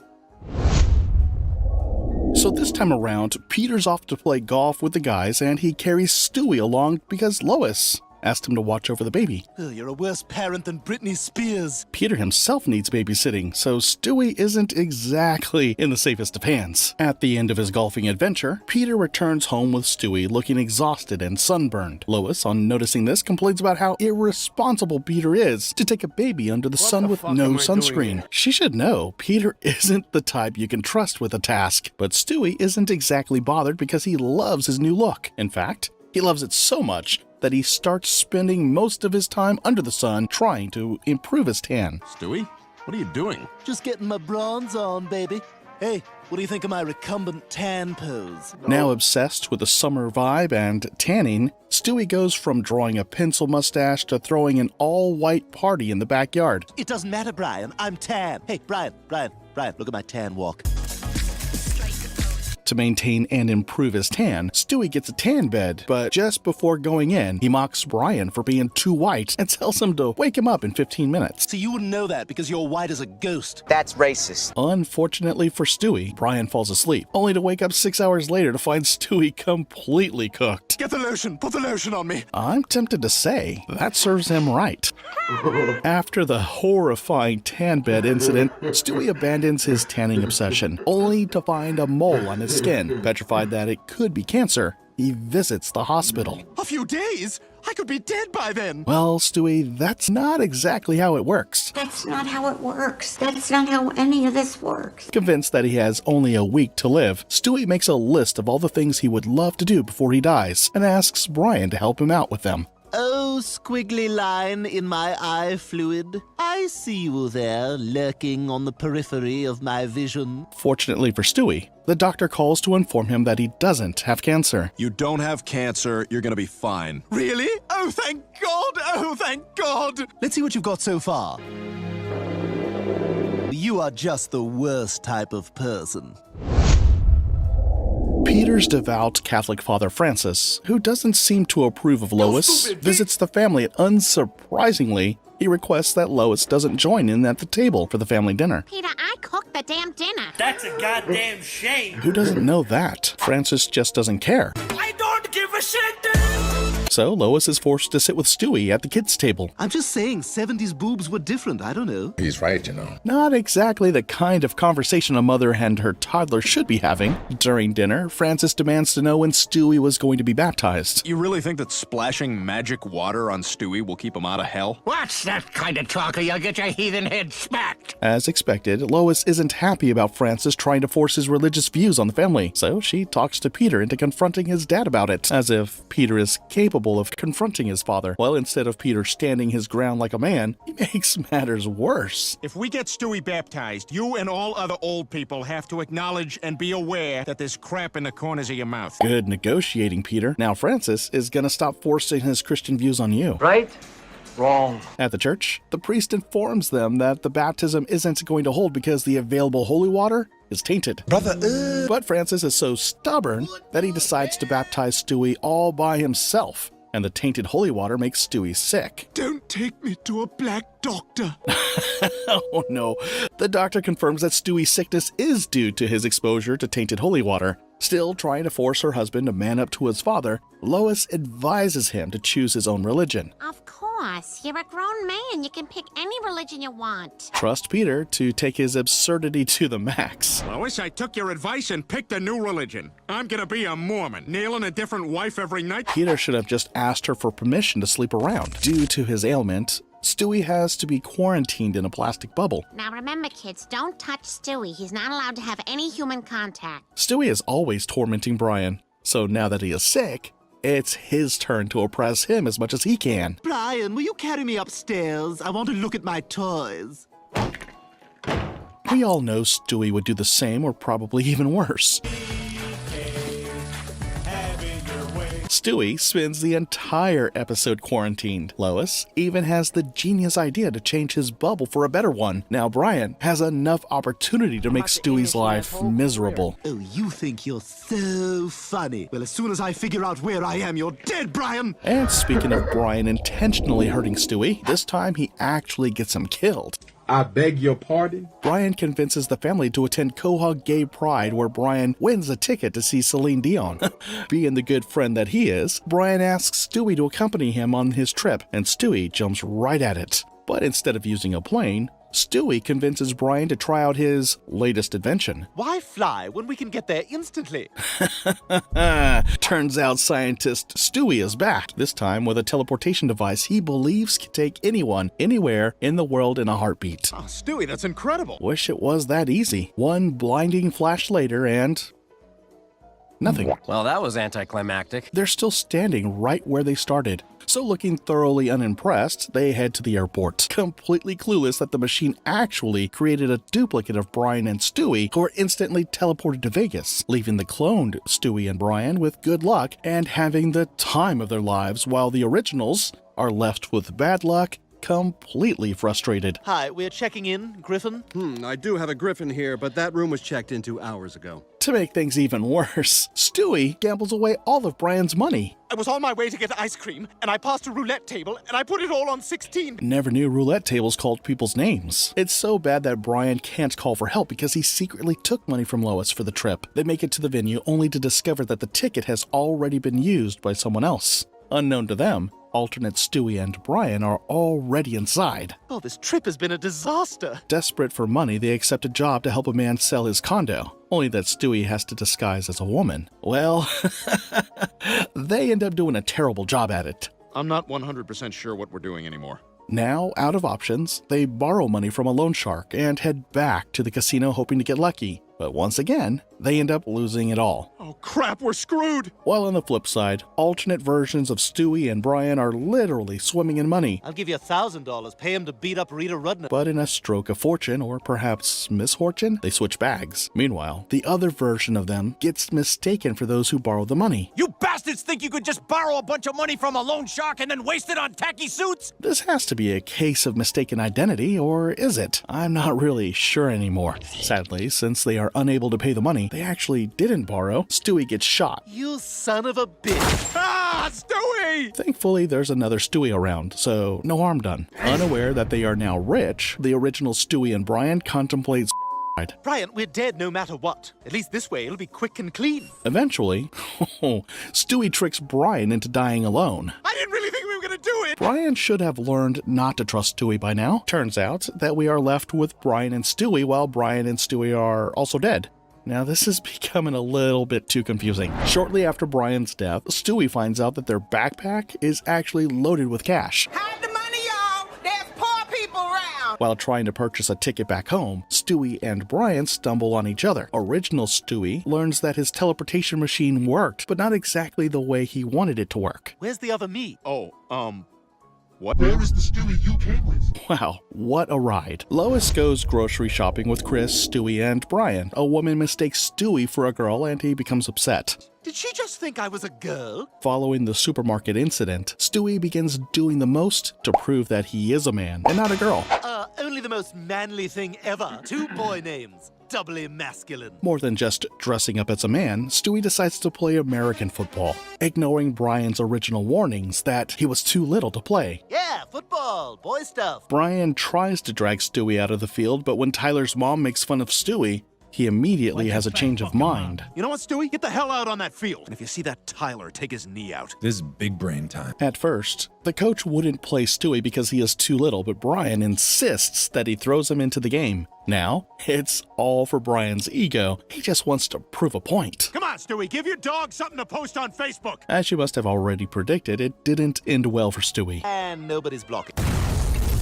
Back off! He may have a concussion! Stewie wakes up from his unintentional nap feeling confused. He starts to think that the phone is constantly ringing when it's not.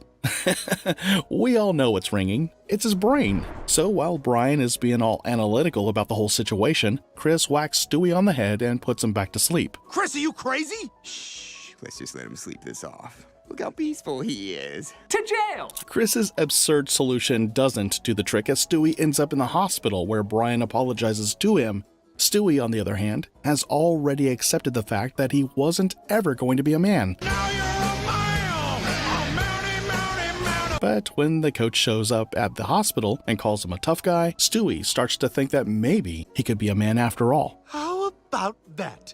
Real man. Yes, yes. As Peter heads out for work, he clumsily backs his car out of the driveway and runs right into Brian. The accident sends Brian to the hospital for surgery. Weirdly, Stewie is worried about Brian, but for the wrong reasons. If he dies, I'm gonna have to start hanging out with The Rock again. Well, goddamn, bitch. On recovery, a now paranoid Brian takes to drinking at the local pub where he meets Frank Sinatra, who ends up lifting his broken spirit. Soon enough, Brian joins Sinatra's band and starts performing. Meanwhile, he was supposed to babysit Stewie, but in his depressed state, he doesn't even know when Stewie joined the band on stage. What could possibly go wrong? After a night filled with alcohol and music, Brian returns home clueless to where Stewie is. Brian, there you are. Stewie was supposed to be in bed 2 hours ago. Now, you wonder why a dog would be chosen to watch over a baby. I have no fucking idea. Let alone a depressed dog just recovering from an accident. Excellent parenting, Lois. Stewie returns home injured and missing an ear. Still, no one seems to even notice his condition. Yeah, what if something had happened to Stewie? I personally don't think Stewie is even loved by the Griffins. Yeah, don't worry. I don't need to go to the hospital or anything. I'll just use this Mr. Potato Head piece. The next night, Brian doesn't show up at the club and Stewie goes looking for him, only to find him drunk and passed out on the streets, after which Stewie talks some sense into the dog. Now to something even more strange. While trying on a new shirt, a salesman notices a strange lump on Peter's neck, prompting Lois to drag him to Dr. Hartman. The doctor reveals it's actually a vestigial twin that never fully developed. He extracts it from just beneath Peter's skin so that it can talk. What? And interact with everyone around. Peter, of course, decides to name his little twin Chip. When Peter brings Chip home, the kids are totally freaked out at first, but Chip's charm wins them over in no time. Pretty soon, he's everyone's favorite. But when Chip starts getting adventurous and wants to live life to the fullest, Peter tries to snuff him out, until Lois steps in and accuses him of smothering his newfound twin. Peter goes back to Dr. Hartman and requests to have Chip removed, despite possible risks to his own life. The operation is a success, and they become separate individuals. Peter encourages Chip to go his own way, as he is now a free man. You know, Chip, now that you're a free man, this is a chance for you to go out and make a real life for yourself someplace. But the family insists Chip stay with them. The family likes Chip better than Peter, so Peter becomes jealous and decides he doesn't like him anymore. Peter needs to work on his self-esteem. Peter decides to get rid of him by having a dog named Bingo to eat him up. That escalated quickly. But Chip outsmarts Peter, who ends up being bitten by Bingo, before the dog moves over to a more exquisite meal, Stewie. Yeah, Brian! Browser history! Clear it! The dingo ate your baby. Poor Stewie gets munched and dragged out of the house by the dingo. And Peter? He doesn't even bat an eye. The whole thing just gets completely ignored. I knew it. I'm surrounded by assholes. Well, let's act as if we weren't wondering what could be in his browser history. And that's it. Here are 10 times Stewie's experiments went totally wrong. At number 10 on our list is the episode titled The Hand That Rocks the Wheelchair. We catch up with Stewie at the beach with his well-built sandhouse when a random kid walks up to it and destroys it. Not the kind of person to let an offender go free, Stewie tricks the kid into a conversation while he assembles a rifle to shoot the boy, but the gun backfires and Stewie shoots himself. Well, in the first place, toddlers shouldn't be holding dangerous weapons. Brian, who witnesses the accident, tells Stewie that the error wasn't from the rifle. Instead, Stewie's accident occurred because he was becoming soft. When was the last time you tried to blow something up or take over the world or even use the phrase damn you? Stewie's response is way more silly than we could have imagined. Hey, I got a lot on my plate, man. I'm learning to use the toilet. I'm learning what shapes are. It's not hard to believe that for a kid like Stewie, who's always inventing crazy gadgets, learning to recognize shapes is some serious hard work. Brian, however, maintains his stance that Stewie has lost his edge. Having considered Brian's opinion, Stewie decides that Brian could actually be right, as he might have become soft, and to remedy the situation, he sets out to build one of his fancy machines. I have gone soft. I've lost my sadistic streak. So I've built a concentrated neural enhancement device designed to boost my evil side. I'll admit, that's quite a handful. Wonder how a kid still in diapers knows so much about science. Oh boy. With his machine ready for use, Stewie steps into it, hoping to come out feeling a lot more evil than he currently is. But when he steps out, he doesn't feel any different. He is still unable to come up with or execute any evil ideas. Well, why don't you try insulting me? Yeah, okay, sometimes you chase helicopters. That's kind of lame. Comments, Stewie. Is that the best you could come up with? Thinking that the machine failed to work, they both head to the garage in search of more tools, when an evil clone of Stewie materializes and walks out of the machine. So, Brian is seated alone in the living room watching TV when evil Stewie walks straight to him and, without saying a word, puts the batteries to the remote control in his mouth and chokes him. To be fair to Brian, evil Stewie looks exactly like the real person, except for a slight change in his clothes. With Brian almost choking to death, the real Stewie walks in, but Brian is too scared to take chances. He tries to keep as much distance as he can from Stewie. You just stay away from me, you psychopath! Hey, ow! As both of them try to figure out what's going on, evil Stewie walks in. Oh my god. Good lord! Stewie tries to be friends with evil Stewie, but the clone is having none of it, as he quickly turns the living room into a gory scene. He assaults Stewie, cuts off Brian's tongue, and then disgustingly feeds it to Stewie. That's not all. The bloodbath continues as evil Stewie goes into the middle of the road and kills a random woman who mistakes him for a baby before stealing her car. Now, with a common enemy, Brian and Stewie set out to find and stop evil Stewie, who was on a rampage. Not the type to take responsibility for his wrongdoing, Stewie blames Brian for the existence of his evil clone. You know, this really is all your fault. If you hadn't told me I was going soft, I wouldn't have created evil Stewie, he wouldn't have escaped, and we wouldn't be trying to track down a murderer. Well, I was expecting a kid to take responsibility. They eventually come up with a plan to lure evil Stewie out. The plan? To tie Brian to a pole in the middle of the park and have him call out to the evil clone, and when the clone falls for the deception, Stewie jumps in from behind to destroy him. Evil Stewie? Wherever you are, if you can hear me, I'm completely defenseless right now. The first phase of the plan works, but both Stewies are evenly matched, so things don't go as smoothly as they expected. Their scrappy toddler battle ends up with both of them in their diapers. Brian gets hold of the gun that falls off evil Stewie's hands, but he is unable to tell who is who. He, however, plays smart, using a riddle only good Stewie would know the answer to. All right, there's only one way to settle this. Look at your feet. Why? They're just feet. What are they doing down there? They're like leg hands. Smart move, Brian. At number 9 is episode Back to the Pilot, which takes us back to the very first Family Guy episode. So, Stewie is watching TV when Brian walks in to show him a tennis ball he found in the yard. Well, to you, it might just be a tennis ball, but to a dog, that's a big deal. Don't tell the other dogs in the neighborhood. They'll be jealous. You son of a bitch. Brian tells Stewie that this particular ball isn't all that special because there's another ball that he peed on before burying it in the yard years ago. But now he has forgotten the exact place he buried it.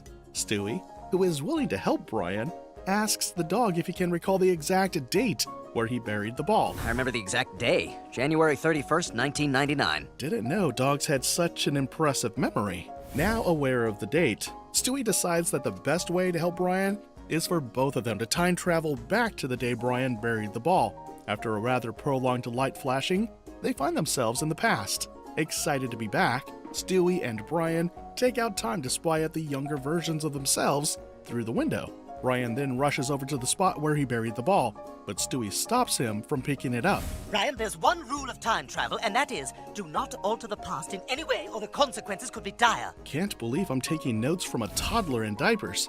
According to Stewie, the plan is to mark the exact spot where he buried the ball, so that when they get back to the future, they can go dig up the ball. So it's time to travel back to the future, and Brian suddenly needs to use the toilet. That's a bit suspicious, but let's move on. While waiting in his room for Brian to ease himself, alternate Stewie walks into the room, and Stewie quickly hides under the bed, while Brian finds himself hanging on the window. Unable to maintain quiet, Stewie sneezes and his younger self finds him under the bed. Who the deuce are you?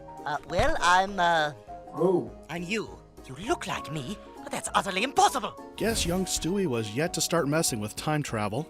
To prove that he is indeed from the future, Stewie shares some secrets with young Stewie only he should know about. Meanwhile, Brian, who is struggling to hold on to the window, falls down and lands on top of Peter's car, which was reversing from the garage. Stewie tracks Brian down, and they attempt to travel back to the future. But the machine malfunctions. For some reason, the time machine didn't take us back to the present. We're still in 1999. Trying to figure out what went wrong, Stewie discovers that the return pad was low on battery, and unfortunately for them, he didn't travel with any money. But cash would be the least of their worries, as the Peter from the past rains down cash from the sky. You have pockets? Are you putting that in pockets? That's so cute. Well, the fact that Brian is a speaking dog isn't the only strange thing about him. He keeps pulling up surprises.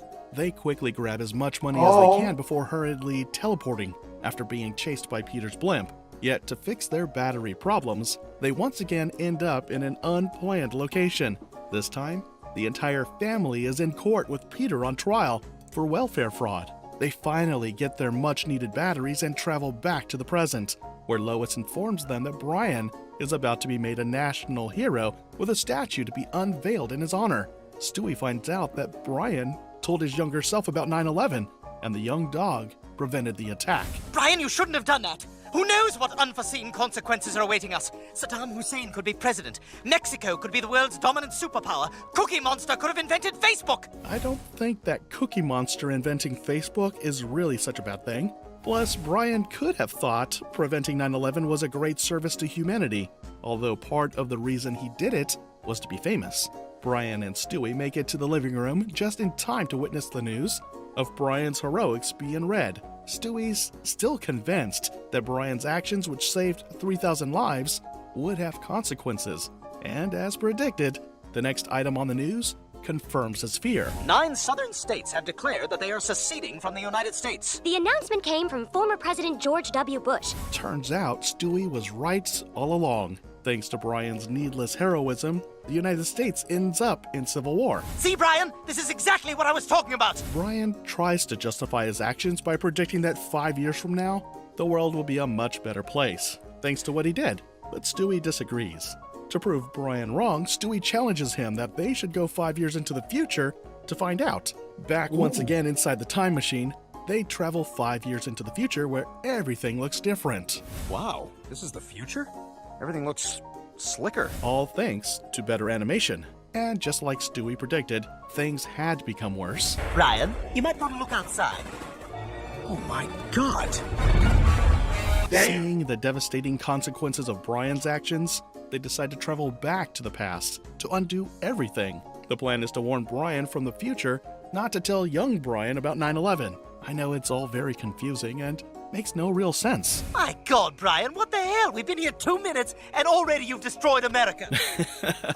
Back to the future, they learn that this time 9/11 happened. But once again, Brian messed everything up by telling his young self about Harry Potter. There's the writer of the Harry Potter series. Must be weird hanging out with us muggles, huh, Brian? Once again, they go back to the past to clean up Brian's mess. But this time, around the time machine beginning to malfunction. Wait!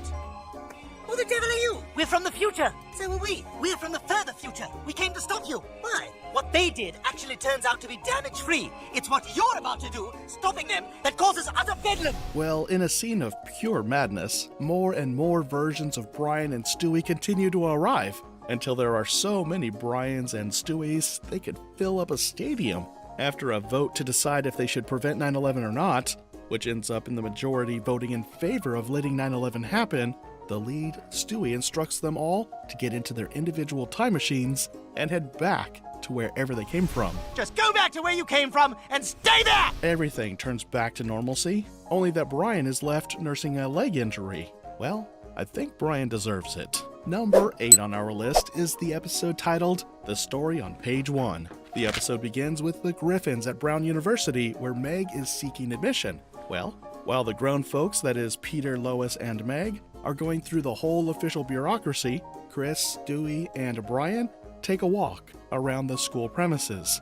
During their tour of the school, Stewie abandons the group and sneaks into the chemistry lab. I say, it's like the spice rack in my fantasy kitchen. Thankfully, before he creates an atomic bomb, one of the lab attendants spots him and shoves him out of the lab before slamming the door at him. Blast! This isn't the first time I've been thwarted by my small stature. Frustrated by his small stature, which he blames for all his misfortunes, Stewie makes a wish, but his wish isn't granted. So back at home, Stewie's enjoying a snack when Lois walks in. Feeling like he has had more than enough, she grabs the snack and places it on top of the cupboard, a height anyone should be able to reach, anyone except short Stewie. Oh, damn my small stature!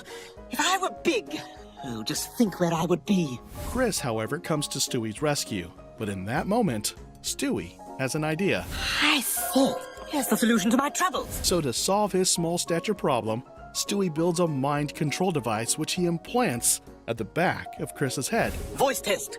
I'm Chris. I'm Chris. Eviscerate the proletariat. Eviscerate the proletariat. Now Stewie has complete control of Chris, who is basically just a puppet. Stewie leads his puppet to the hardware store to purchase a power tool, but the shopkeeper denies his request. Sorry, kid. I can't sell power tools to minors. Turns out, Stewie's problem is more than just his height. Where the hell would I keep it? In my diaper? Get out of here, you hobo! Oh, bloody hell. Is this thing still on? That went quite well, if you ask me. Planning to take revenge on Lois for all of the times she's denied him the pleasure of his excesses, Stewie controls Chris, who is wielding an axe to chop off Lois's head. But the plan fails as she turns on the microwave, which fries his mind control device. Oh, now free from Stewie's spell, Chris attacks Stewie, but the naive teenager is easily tricked by the toddler. If anyone on this show is smart, it's definitely not Chris. We move to number 7, another episode where Stewie's height is mocked. This episode, titled Big Trouble in Little Quahog, begins with Lois and Stewie returning from a birthday party, with Stewie's face painted to look like a cat. Brian initially mistakes Stewie for a cat and barks at him, but Lois explains to the security dog that it's nothing to be worried about. Sometimes I forget that Brian is an actual dog. Stewie unpacks his goodie pack and its contents turn out to be a disappointment, except for a whistle which produces no sound. Well, the whistle actually does produce a sound, just that the sound can only be heard by dogs. Now, with something to get on Brian's nerves, Stewie begins to blow the whistle unnecessarily. Oh, it's a dog whistle. Ah! I've always wondered what that sounds like to you. Irritated by the noise, Brian snatches the whistle and places it on top of a stool, too high for Stewie's hands. Pissed at Brian for making fun of his height, Stewie decides to build a machine to shrink the dog. He then tricks Brian into falling into his trap, although Brian falls into the trap quite easily. Well, hello there, little guy. With Brian now the size of a bug, Stewie looks like a giant standing next to him. Hey, Brian, you seem to enjoy belittling me, so I decided to belittle you. Brian apologizes to Stewie and he decides to switch Brian back to his original size. But while Stewie is busy setting up his machine, a rat crawls into the room, grabs Brian, and runs straight into its hole. To save Brian, Stewie shrinks himself and rushes into the hole before stabbing the rat with a pencil. I'll have what she's having. Stewie is one scary villain when he chooses to. Unfortunately for them, Lois, who is unaware that Brian and Stewie are now extremely tiny, comes in to vacuum clean the room. And when they return, the machine sucks both of them like dirt. With Lois done cleaning, they end up in the trash can outside the house. We've got to get down from here. After a brief adventure that involves climbing out from Cleveland's phlegm, they find their way back to Stewie's room, hoping to go back to their original sizes. But Brian, for the first time in years, adheres to Stewie's instructions accurately, and they end up in a bigger mess. Wait, did you hit the tiny button or the button that says tiny? Thanks to Brian's obedience, they shrink further down until they are almost invisible. To make things a whole lot worse, Lois invites an exterminator to come kill the rats in the house. She's unaware that Stewie and Brian are now the size of a bug and could even get killed